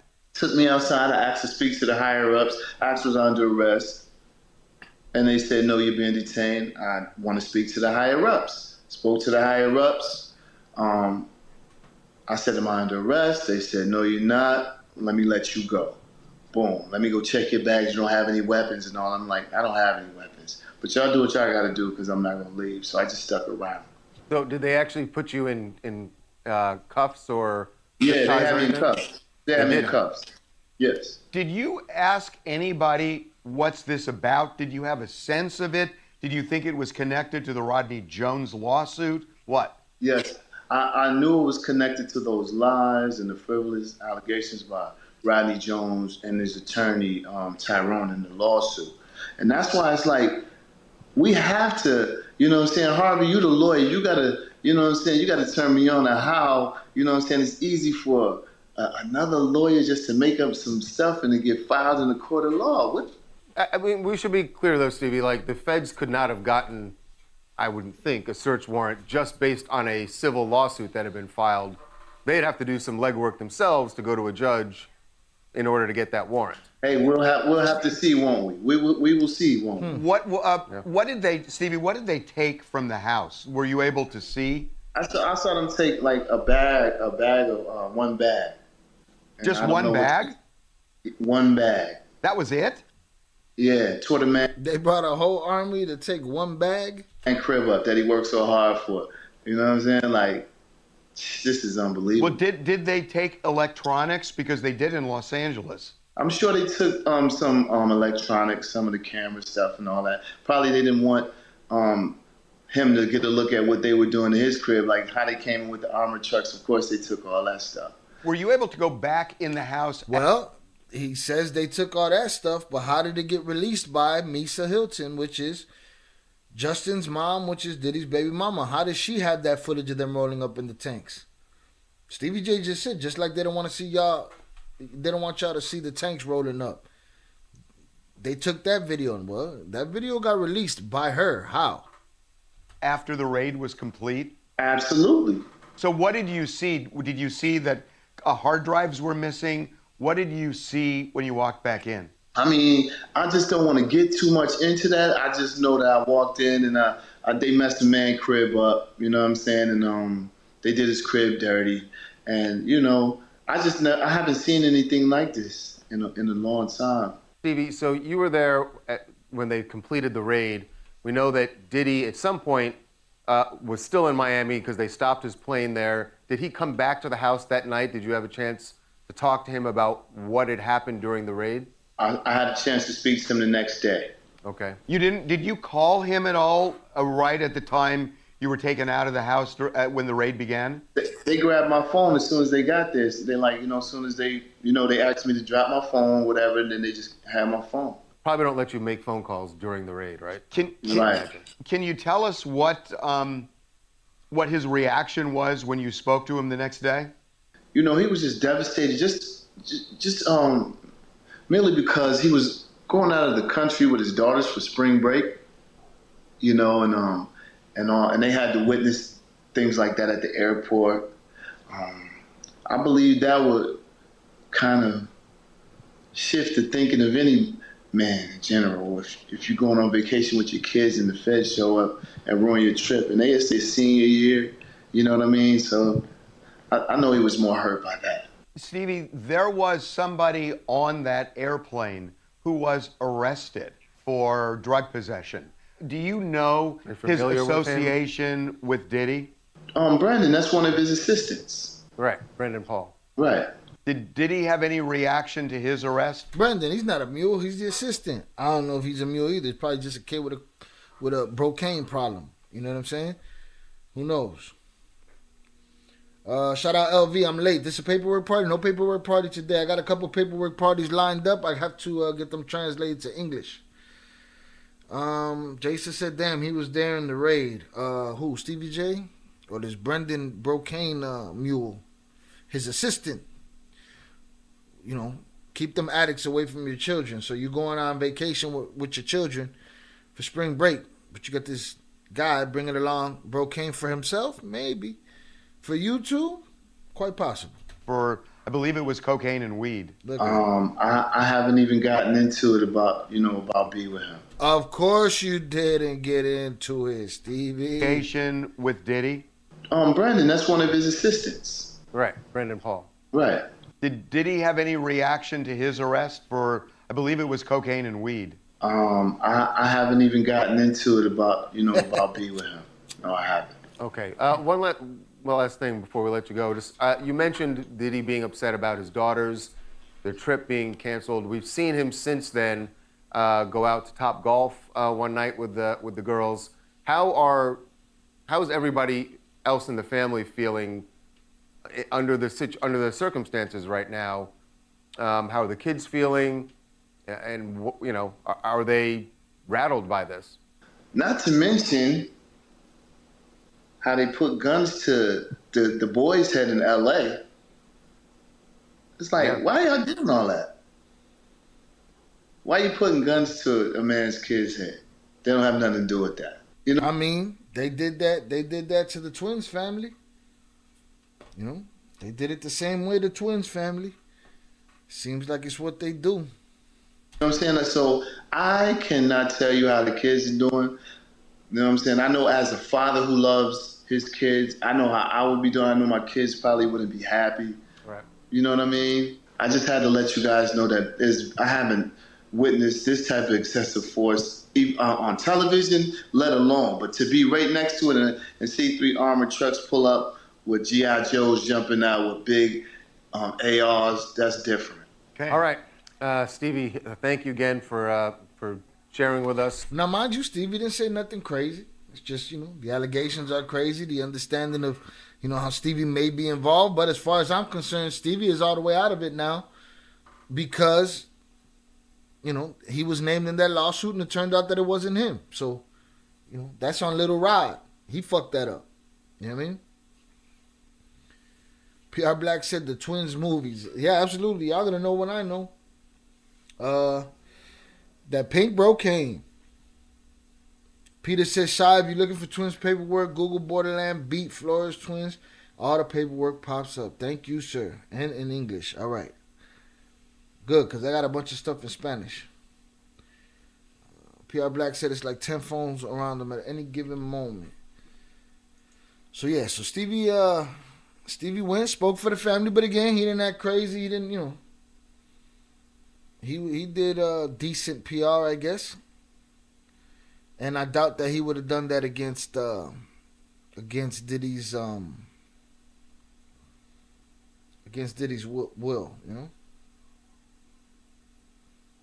All right.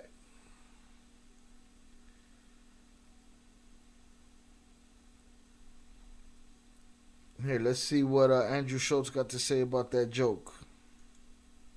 The best bets just got better.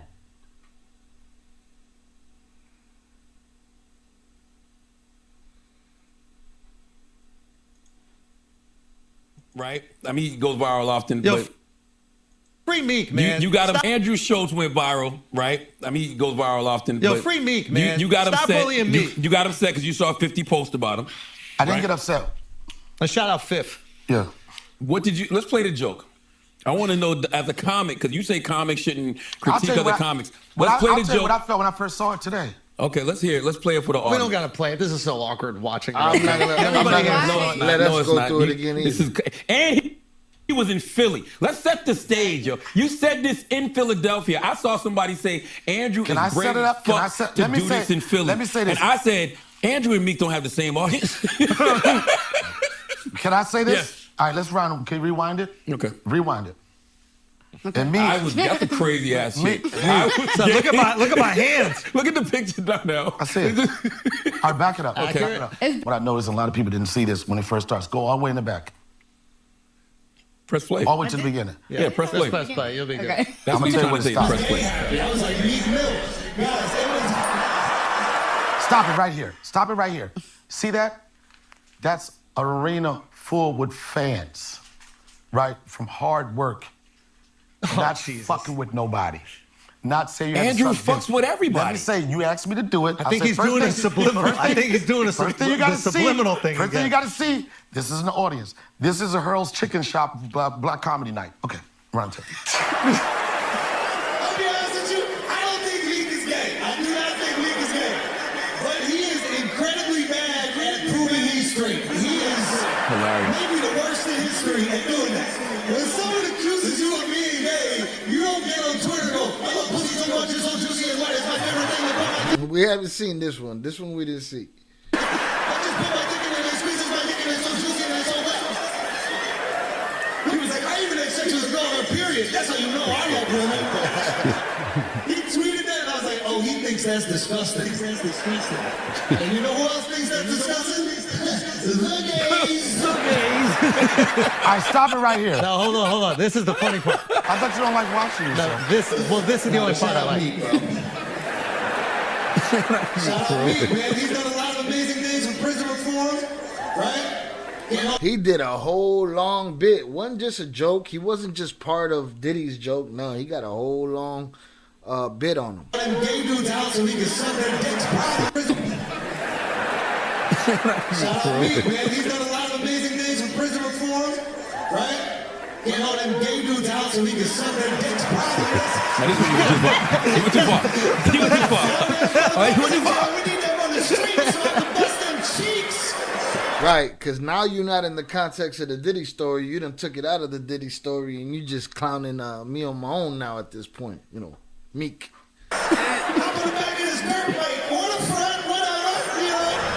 That's one. But listen. Yeah. All right, can I say what that was white privilege. No, now, if you made that joke, every dream chaser in the world would be after you. No, look at what Meek said. Meek laughed at the joke. No, Meek didn't just laugh. What he said? Meek added to the joke in a way that he don't even realize he added to the joke. I saw you doing No, but he had a great sense of humor. This is what Yo, they asked Donnell to do something, and all they do is cut him off. we should be able to do. Make fun of people. I'm And then with see you. it as Here's the jokes. thing. Here's the thing. When you watch this comic who's sitting right here, first off, it's easy. Let me say this. All right. It's easy to come. It's easy just to riff on topical things. It's certain things that come out in the news, and you can just say Meek Mill's, and everybody gonna laugh. But he took it beyond that. He took it to a structured joke, Yes. with a callback, with a punch, with a point. You know what I'm saying? That is fucking real comedy. Even when I first saw it, I was like, yo, for a motherfucker, and to be this. I don't know if you understand. This is hot on the news. You in front of thousands of people. Right here with this joke, you're taking a chance. Fresh out the oven, yeah. You taking a chance. You didn't go to a club or anything. Like, I feel, but you was confident enough in yourself to say, I know this shit funny. I'm gonna stick to my guns, and I took a chance. Everybody's not fearless like that. And one thing I can say about your comedy is like, you have been through, I don't know what the equivalent of white people mud is. You know. I don't know what y'all mud is, son. It's more like sand. Yeah, sand. It's a big sand in the Bermuda or something like that. You know what I mean? I don't know what y'all mud is, but that's what I see with that. And then here's the thing. You have to be able to respect a fucking good joke. No matter how hard it That's hits right. you, if the joke is good, it's a good motherfucking joke. If you laugh, that should be the Meek laughed. criteria. You can't. I don't like people who laugh and then think about it after and then start feeling offended. No, if you laughed, that's what it was to And begin that's with. what I thought Meek did. That's why I was like, okay, leave this dude alone. Why is this going so crazy? I'll give you an example. Here's the reason Meek can't help himself. Look at that first line. What'd he down there. say? Read that first line. The first time I laughed at being gay. Like, Okay. goddamn. He could have said being called gay.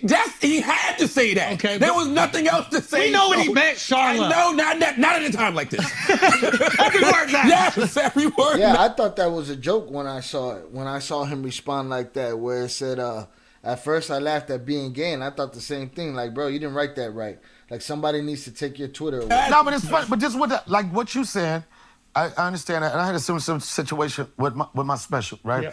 It is something like, when you do something like that, you wonder like, oh, these motherfuckers, it's not going to stop you.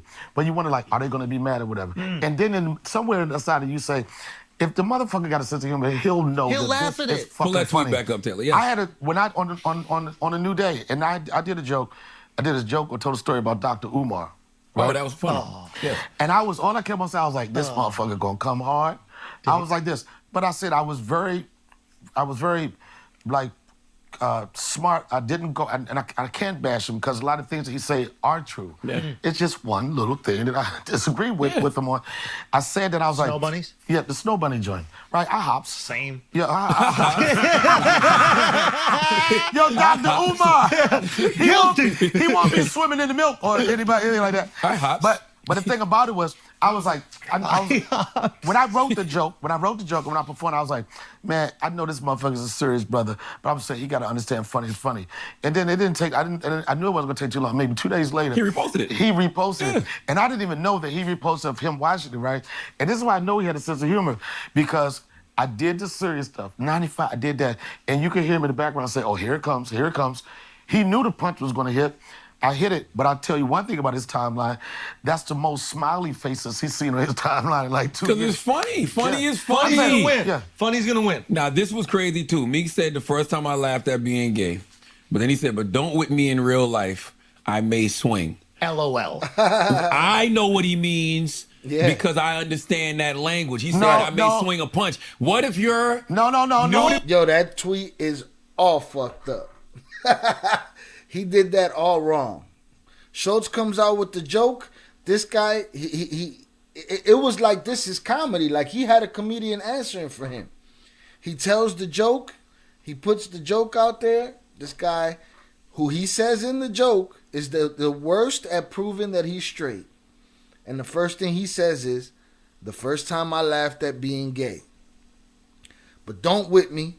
In real life, I may swing. That don't sound right either.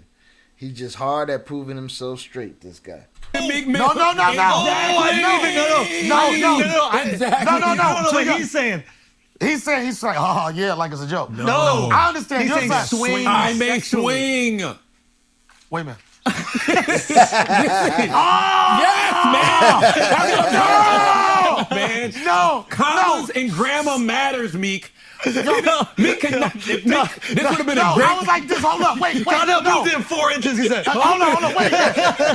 Pause, Meek. Pause. Yes, man. But I just assumed, to his point and to your point. Free Meek. At first when I saw I may swing, Meek, I bro. thought like swing. That's what he meant. meant. No, he did mean He meant swing. that. But He means swing, but it can come off as swing. PR Black said it backfired. top and the bottom of this tweet is gay, ironically. Okay, but the LOL, crazy. the LOL puts everything in perspective. No, it don't. Yes, it do. You don't put an LOL on there, then it's a fight. Yo, if you don't put the what LOL, if I he may meant to swing. do all this? Like, what if this was done on purpose and the LOL was to let you know it's a joke? This is genius. Yo, Meek might It's be a a bar, marketing... and that's what I'm saying. It's like a comedian wrote it, or an MC. He's an MC, but I don't think that's what he was getting at. I don't know if he got that much of a sense of humor, Meek, to actually write it as a joke, or was it just something that ironically landed that way? Genius. I mean, listen, we can't stop talking about Meek. Hey, that's the thing. Like, Meek knows how to use social media. Because personally, I'd have took Meek's phone away a long time ago, especially at a time like this. The best way to not feed into any sort of allegations about you when they're not true is don't respond to You know them. what he should have done? Don't say shit. That's a hard thing to do when you're a vocal. That's like the hardest thing for me to do is not talk about who I don't want to talk about. I know, Donna. You know what I'm saying? You are perfectly aware. No, because I don't. You have shown us that this week. Yeah, but I like. You should have seen him in Breakfast Club interview. He was like, and I know what you want to ask me. Like, nobody talking about it. He was like, and what you mean, comedian? Pierre Black is right. The damage is done. Ain't no going back from that. It's a wrap. Holy shit. That's too funny, man. All right, man. I think we got our fill of Diddy. Let me. I've been meaning to go through Borderland Beat and just cruise around and see what they got. So let's check out Borderland Beat real quick before I get out of here and see what they got to offer. I know they got plenty. I just haven't had time to go through it. All right. Salutes to Peter on the check-in, giving us the reminder and the revelation to go through Borderland Beat. That whole joke went bad. The tweet went bad. Everything went bad. All right. Again, make sure y'all go. You guys that are into the Cartel Talk, check out Okran Leaks on the. He got the little English joints. All right. Let me see what I can find here. Home bot. Let me put. Is there a search? There's definitely a search. Let's see. That's it.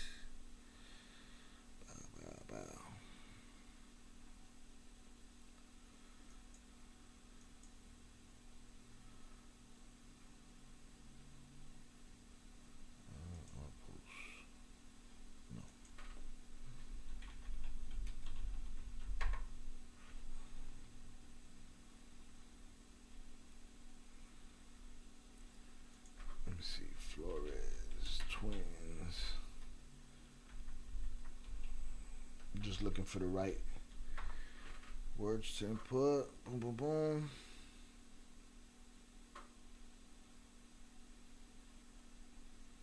All right, Peter. Let me know if you still out there. If you're still out there, pop up in the chat. Let me know exactly where I can look, but. In the meantime, I'm going to hit Flores in a search bar on Borderland Beat. Soccer star Rafael Marquez. Boom, Margarito Flores.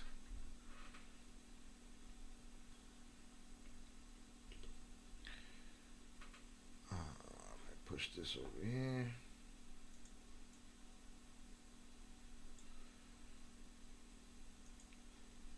Margarito Flores, Chicago Broken Kingpin who helped bring down Chopper, will teach cops how to catch traffickers, right?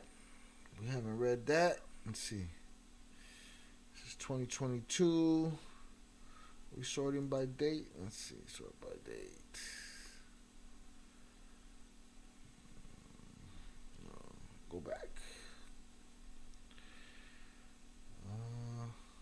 Chicago twin Pedro Flores testifies feds promised wife would get a pass in exchange for his cooperation against El Chapo. Just Google Borderland Beat Flores twins. All right. Salute Chunks Kicks. What up, Whoop? Salutes to you. Appreciate you being here, sir. All right. I'm already in Borderland Beats, but I'm going to get out and I'm going to just Google Borderland Beat.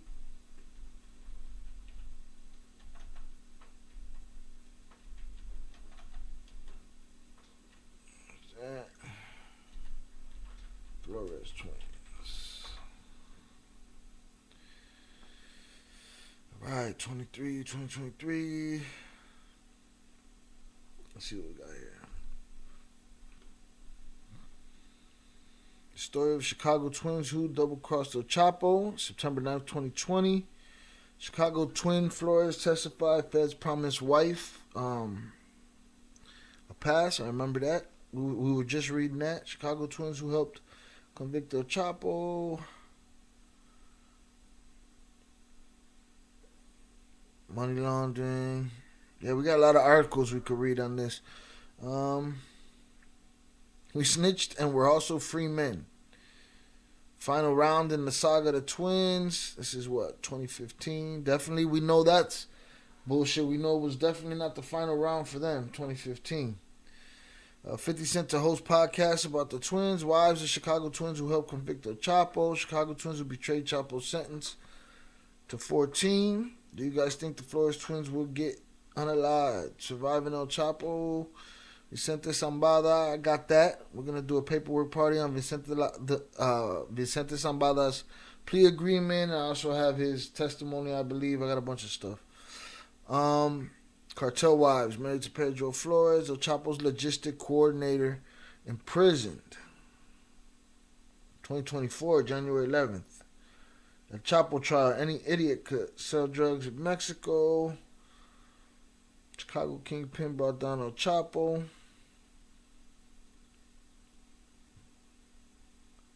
A lot of articles. I want them to bust out some paperwork. From flipping Big Macs to importing tons of brocaine. That's 2022. Let's see what else we got. There's a lot of articles, though. A lot of information. So we should be going through Borderland Beat.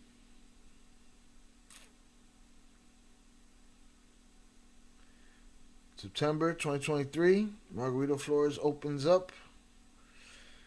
Case connected to the Flores twins. So Rodriguez, Sobs. Yeah, we can go through all this timeline. We can do this. All right, let me go. I saw something here I want to see. You seen all the paperwork on Borderland Beat. All right, I just got to navigate the page till I find it.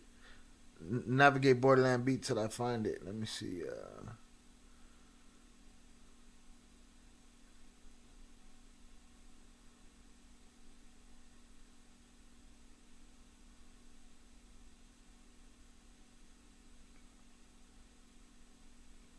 I saw something here that I wanted to read. Peter said also that's where I first heard that wiretap with Ron Ron. Right. Flipping Big Macs. Hollywood helped Chapo twins betrayer.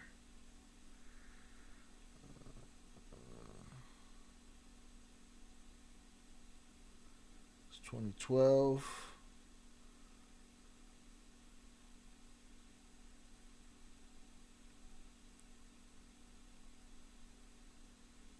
Oh, that's what I was looking for. The one that says, I snitch, but I'm free. I want to see that other one, too. There's a lot of stuff here we haven't covered. Let's just see what this got to say. We snitched and we're also free men. Pedro Flores and his twin brother, Margarito Flores, both Mexican-American rug traffickers, worked closely for years with the Sinaloa Cartel to distribute tons of its brocaine and heroin to dealers in the city of Chicago. They were each instrumental in bringing about the downfall of Joaquin El Chapo Guzman following their arrest by the feds. As voluntary informants, the two collaborated with the American authorities over a period of time to secure their freedom. Unfortunately, their prized privilege to move freely wherever they chose after a 14-year prison term comes with a great price. This is due to the fact that any and all betrayals against the Cartel de Sinaloa are never forgotten or forgiven.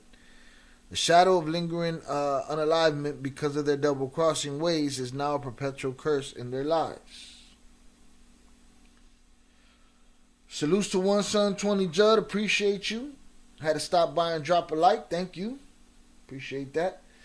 Peter said if you add a few names to the search, different things will pop up. But always put Borderland B. Will do. Thank you. I'm gonna when I'm off live, I'm gonna be going through there, seeing what I can find through there too. And that's it? That's the article? Nah, there gotta be more to this. That's it? Stop it. Alright. Let's see. Salutes Crash Out on the check-in. Hundreds up for you. Appreciate you being here. Alright. Boom. Let's see what else we got here. Final round. We knew that was bullshit. Again, I got a lot of stuff to cover. Oh, this one was the one I wanted right here. El Chapo's logistics guy. see if we can.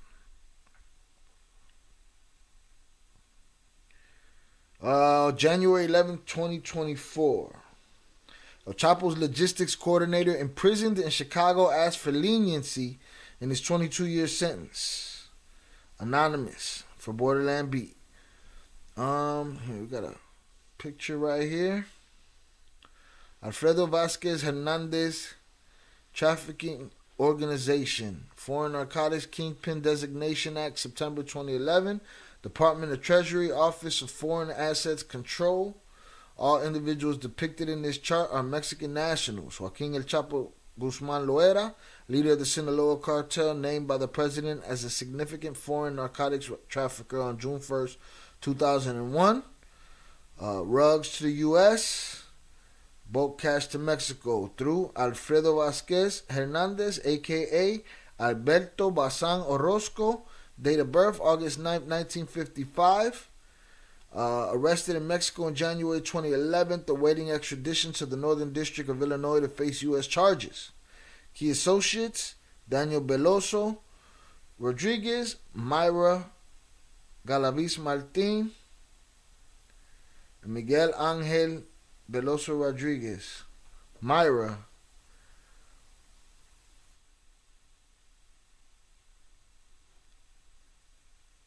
Is this the Alfredo that we were reading about the other day? I believe it is. This is his wife. This was the train people. The people that added the 76 keys to the load. I believe this is them. All right, let's see what this says. Alfredo Vasquez Hernandez, 68, who held a predominant position within the inner circle of Sinaloa cartel leader Joaquin El Chapo Guzman, stands as one of the highest-ranking members sentenced in Chicago, currently serving a 22-year prison term.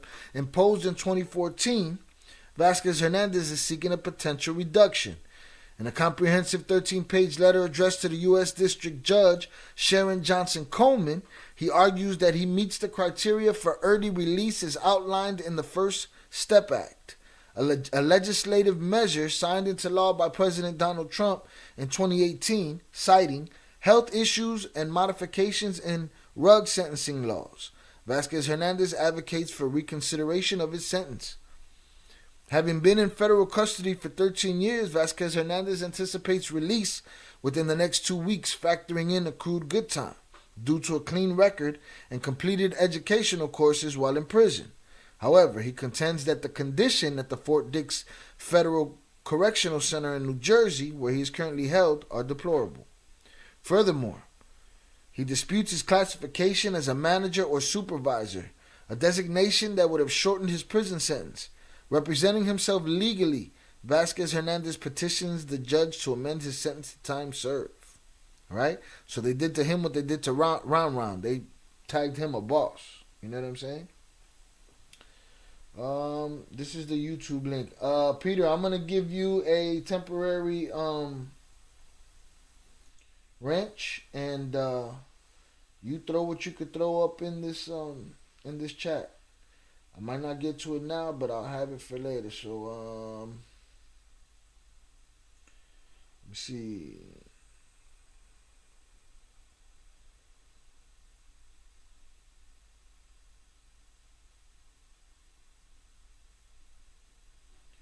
All right, see if this works when I give you this wrench right here. See if that works. You could drop a link in the chat. So they classified him like a kingpin, like they did like a boss, like they did Ron.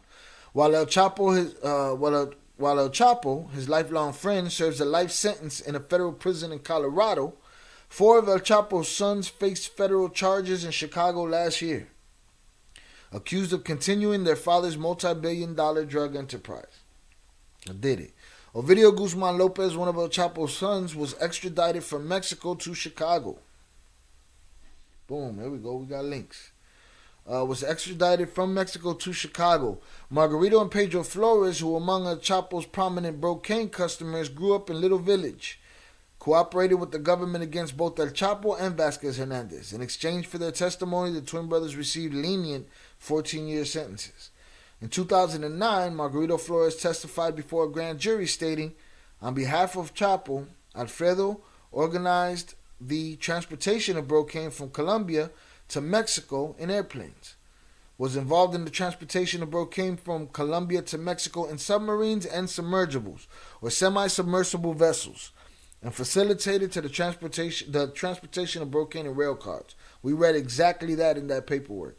Prosecutors alleged that Vasquez Hernandez served as the cartel's logistics coordinator, overseeing the transportation of multi-ton shipments of cocaine into the United States.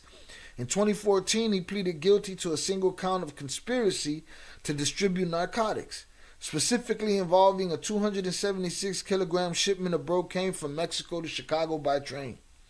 Vasquez Hernandez's attorney contended that the Flores twins had exaggerated his role within the cartel.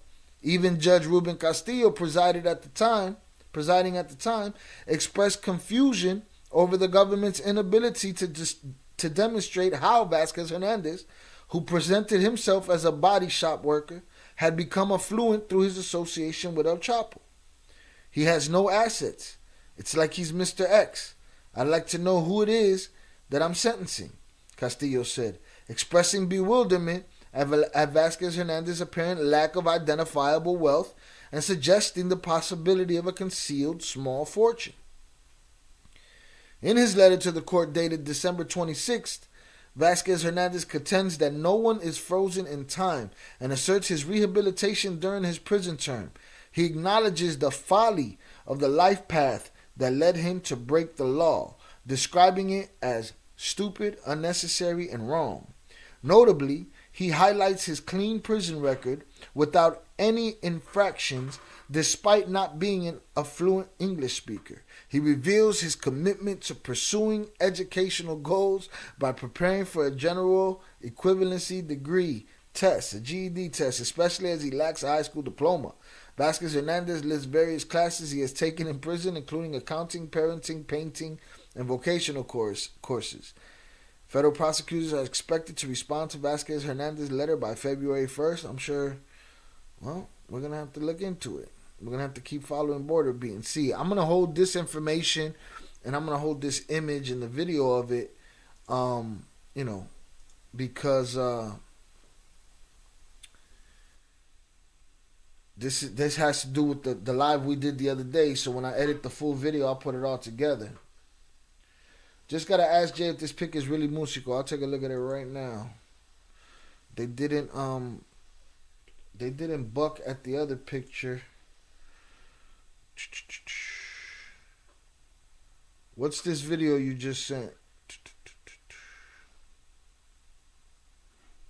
This link is a video.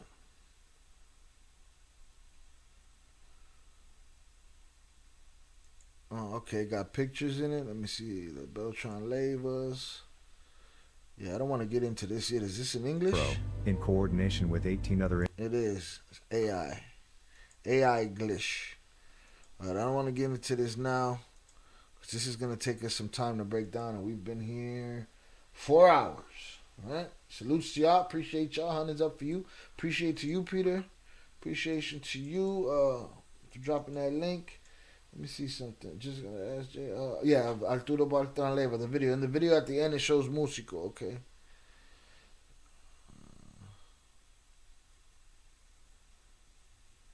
Yeah, that's the picture I used. I'm looking at the picture musical right here. I do want to go through this video. Not today, but maybe tomorrow. But I believe this is musical because I put him on a cover and nobody complained about it. Trust me. Somebody would have told me I was wrong. But yep, I believe that is him. Absolutely. Right. Yeah, so I'm going to keep that information on Alfredo Vasquez and Myra, because that goes with the video that I have yet to edit, and I'd rather edit it all together as one video than, mess around. But yeah, we got to do some delving through Borderland Beat to get more information. right? But that's what we got for today. I'll edit the Diddy video and I'll edit the Jada video out of this and drop that there. Again, I appreciate you guys. Y'all can start dropping y'all hundreds in the chat. We're going to get out of here. We've been here 4 hours. After 5 hours, we lose the live chat, or like if I do any editing to the video, we lose the live chat on the playback, and I like to have that there. Salutes to everybody that showed up today. I appreciate you guys for being here. I'm gonna salute to Peter for giving us this link and that information.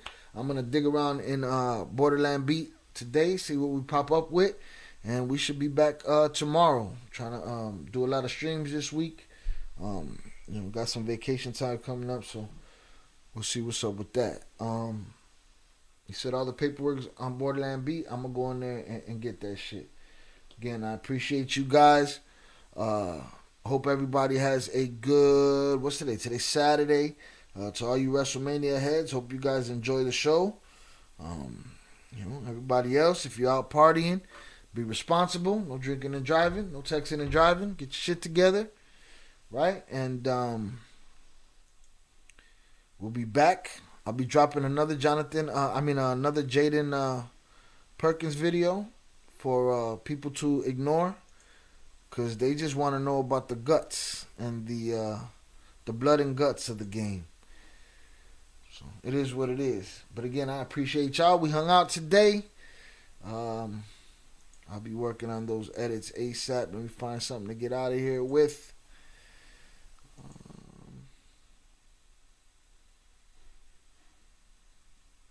Let's see.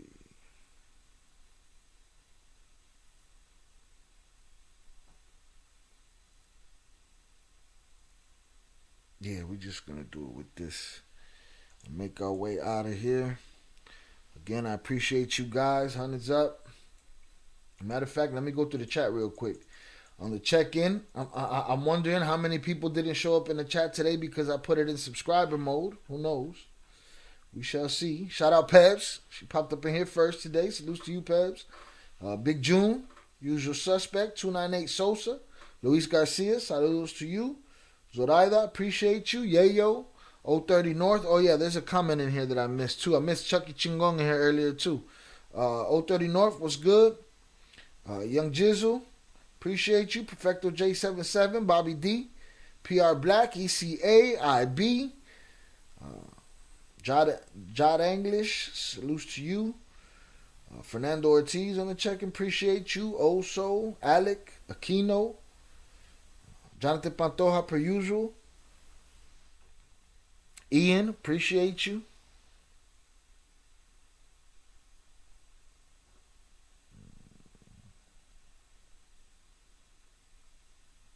O30 North said I have a family member that got caught with 150 pounds of MJ in Utah. Got 10-year federal back in 2006. Anybody with weed should serve a day in jail. Salute to you. Salute to Chucky Chingon. Salute Smokey Fuma. Vernon Himes. Nathan Wallace. Jasta, appreciate you coming through. Dershio, appreciate you coming through. J Fam. Ruben Contreras. Eddie Jimenez. LV, appreciate you. Peter, appreciate you. Per usual. Chunks Kick. The Wook came through. Crash Out. One Son, appreciate you. Upper Echelon in the building. Hundreds up. Appreciate you. All right, man. You guys have a great day. And I will see you on the next go round. It'll be Shy Ill Reacts number 40. But I doubt that's an accurate number. I think there's more than that. I only started numbering them 40 ago. But salutes to y'all. And I'll see y'all mañana. Peace.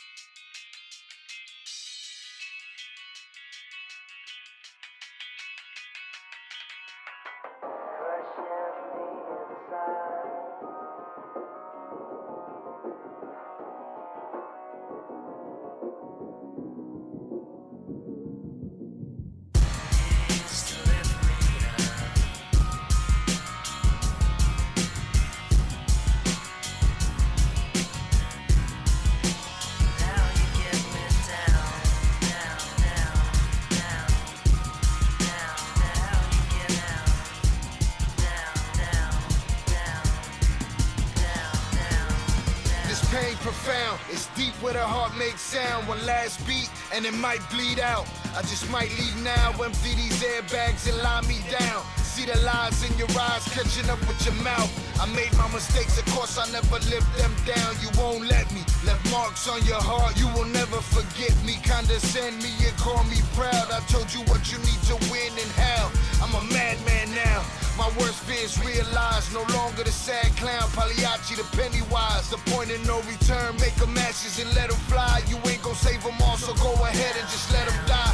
Murder these emotions, bury them deep inside. If I get any colder, I swear I'ma freeze the shy. All I could do is soldier, marching through a starry night, focused on the end game, finally gon' get it right. Find myself in the light, been fighting for my fucking life, dealing with you fake fucks. I ain't gotta say much, you know what it is, kid. I just wanna blaze up, continue getting rich, bitch, and blow the fucking name up. Built by where I came from, pushed by what I've been through. You deferred my dreams, the reason I resent you. It don't make no sense, you pretend I don't offend you. I'm everything you hate, but if you walked a mile in these shoes, you finally understand why it's not in me to respect you. We come from different fabric, different madness, different venue. We lost our common ground, the bond just wasn't sound. The objective was to come up, and now you bring me down. Now you bring me down.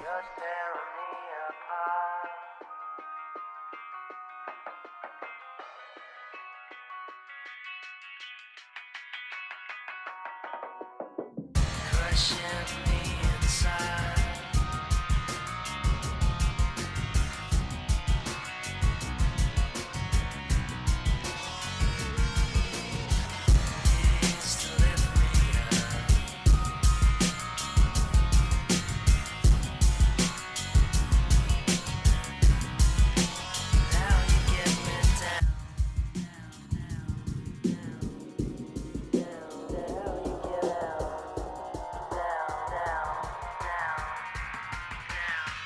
Cold stares and crooked smiles for what seemed a million miles. Every demon that I let in is out to hunt me down. Burn this jungle up around me, leave the ashes on the ground. Scorched earth, cursed birth, body bags of 4 pounds. This is what we left with, why else would we be desperate? Gunning for each other's heads, wishing everybody dead. Fight the reaper often, but he will never soften. Relentless with his methods, he will put you in a coffin. My mind isn't earned, cause I've already burned. Drowned in the dark matter, mirror shattered, I've learned. You won't take what I've earned, never break what I create. Cause I have made the sacrifices you're afraid to make. My fear is lost potential, being anything but great. Succumbing to the suckers, to the leeches and the hate. Politicians with their speeches in these streets cannot debate. Punch your ballots with these bullets and you'll run and seal your fate. Democracy's a mockery, only the strongest stay. The weak will fade away, and us will see another day. No matter what another motherfucker has to say, I will never let you hold me in one place. Your problems are your own, it's personal, emotions overblown. Living separate visions, conscience overthrown. I trust none of you bastards, I'm safest when I'm alone. It's sad, I understand it's how it is out on this road. To take a gorilla's grip to hold on to your soul. Brute force to stick to the script and not let it go. You can't slip, one false move and you'll never know. Had you gotten up how far you go, how far you go.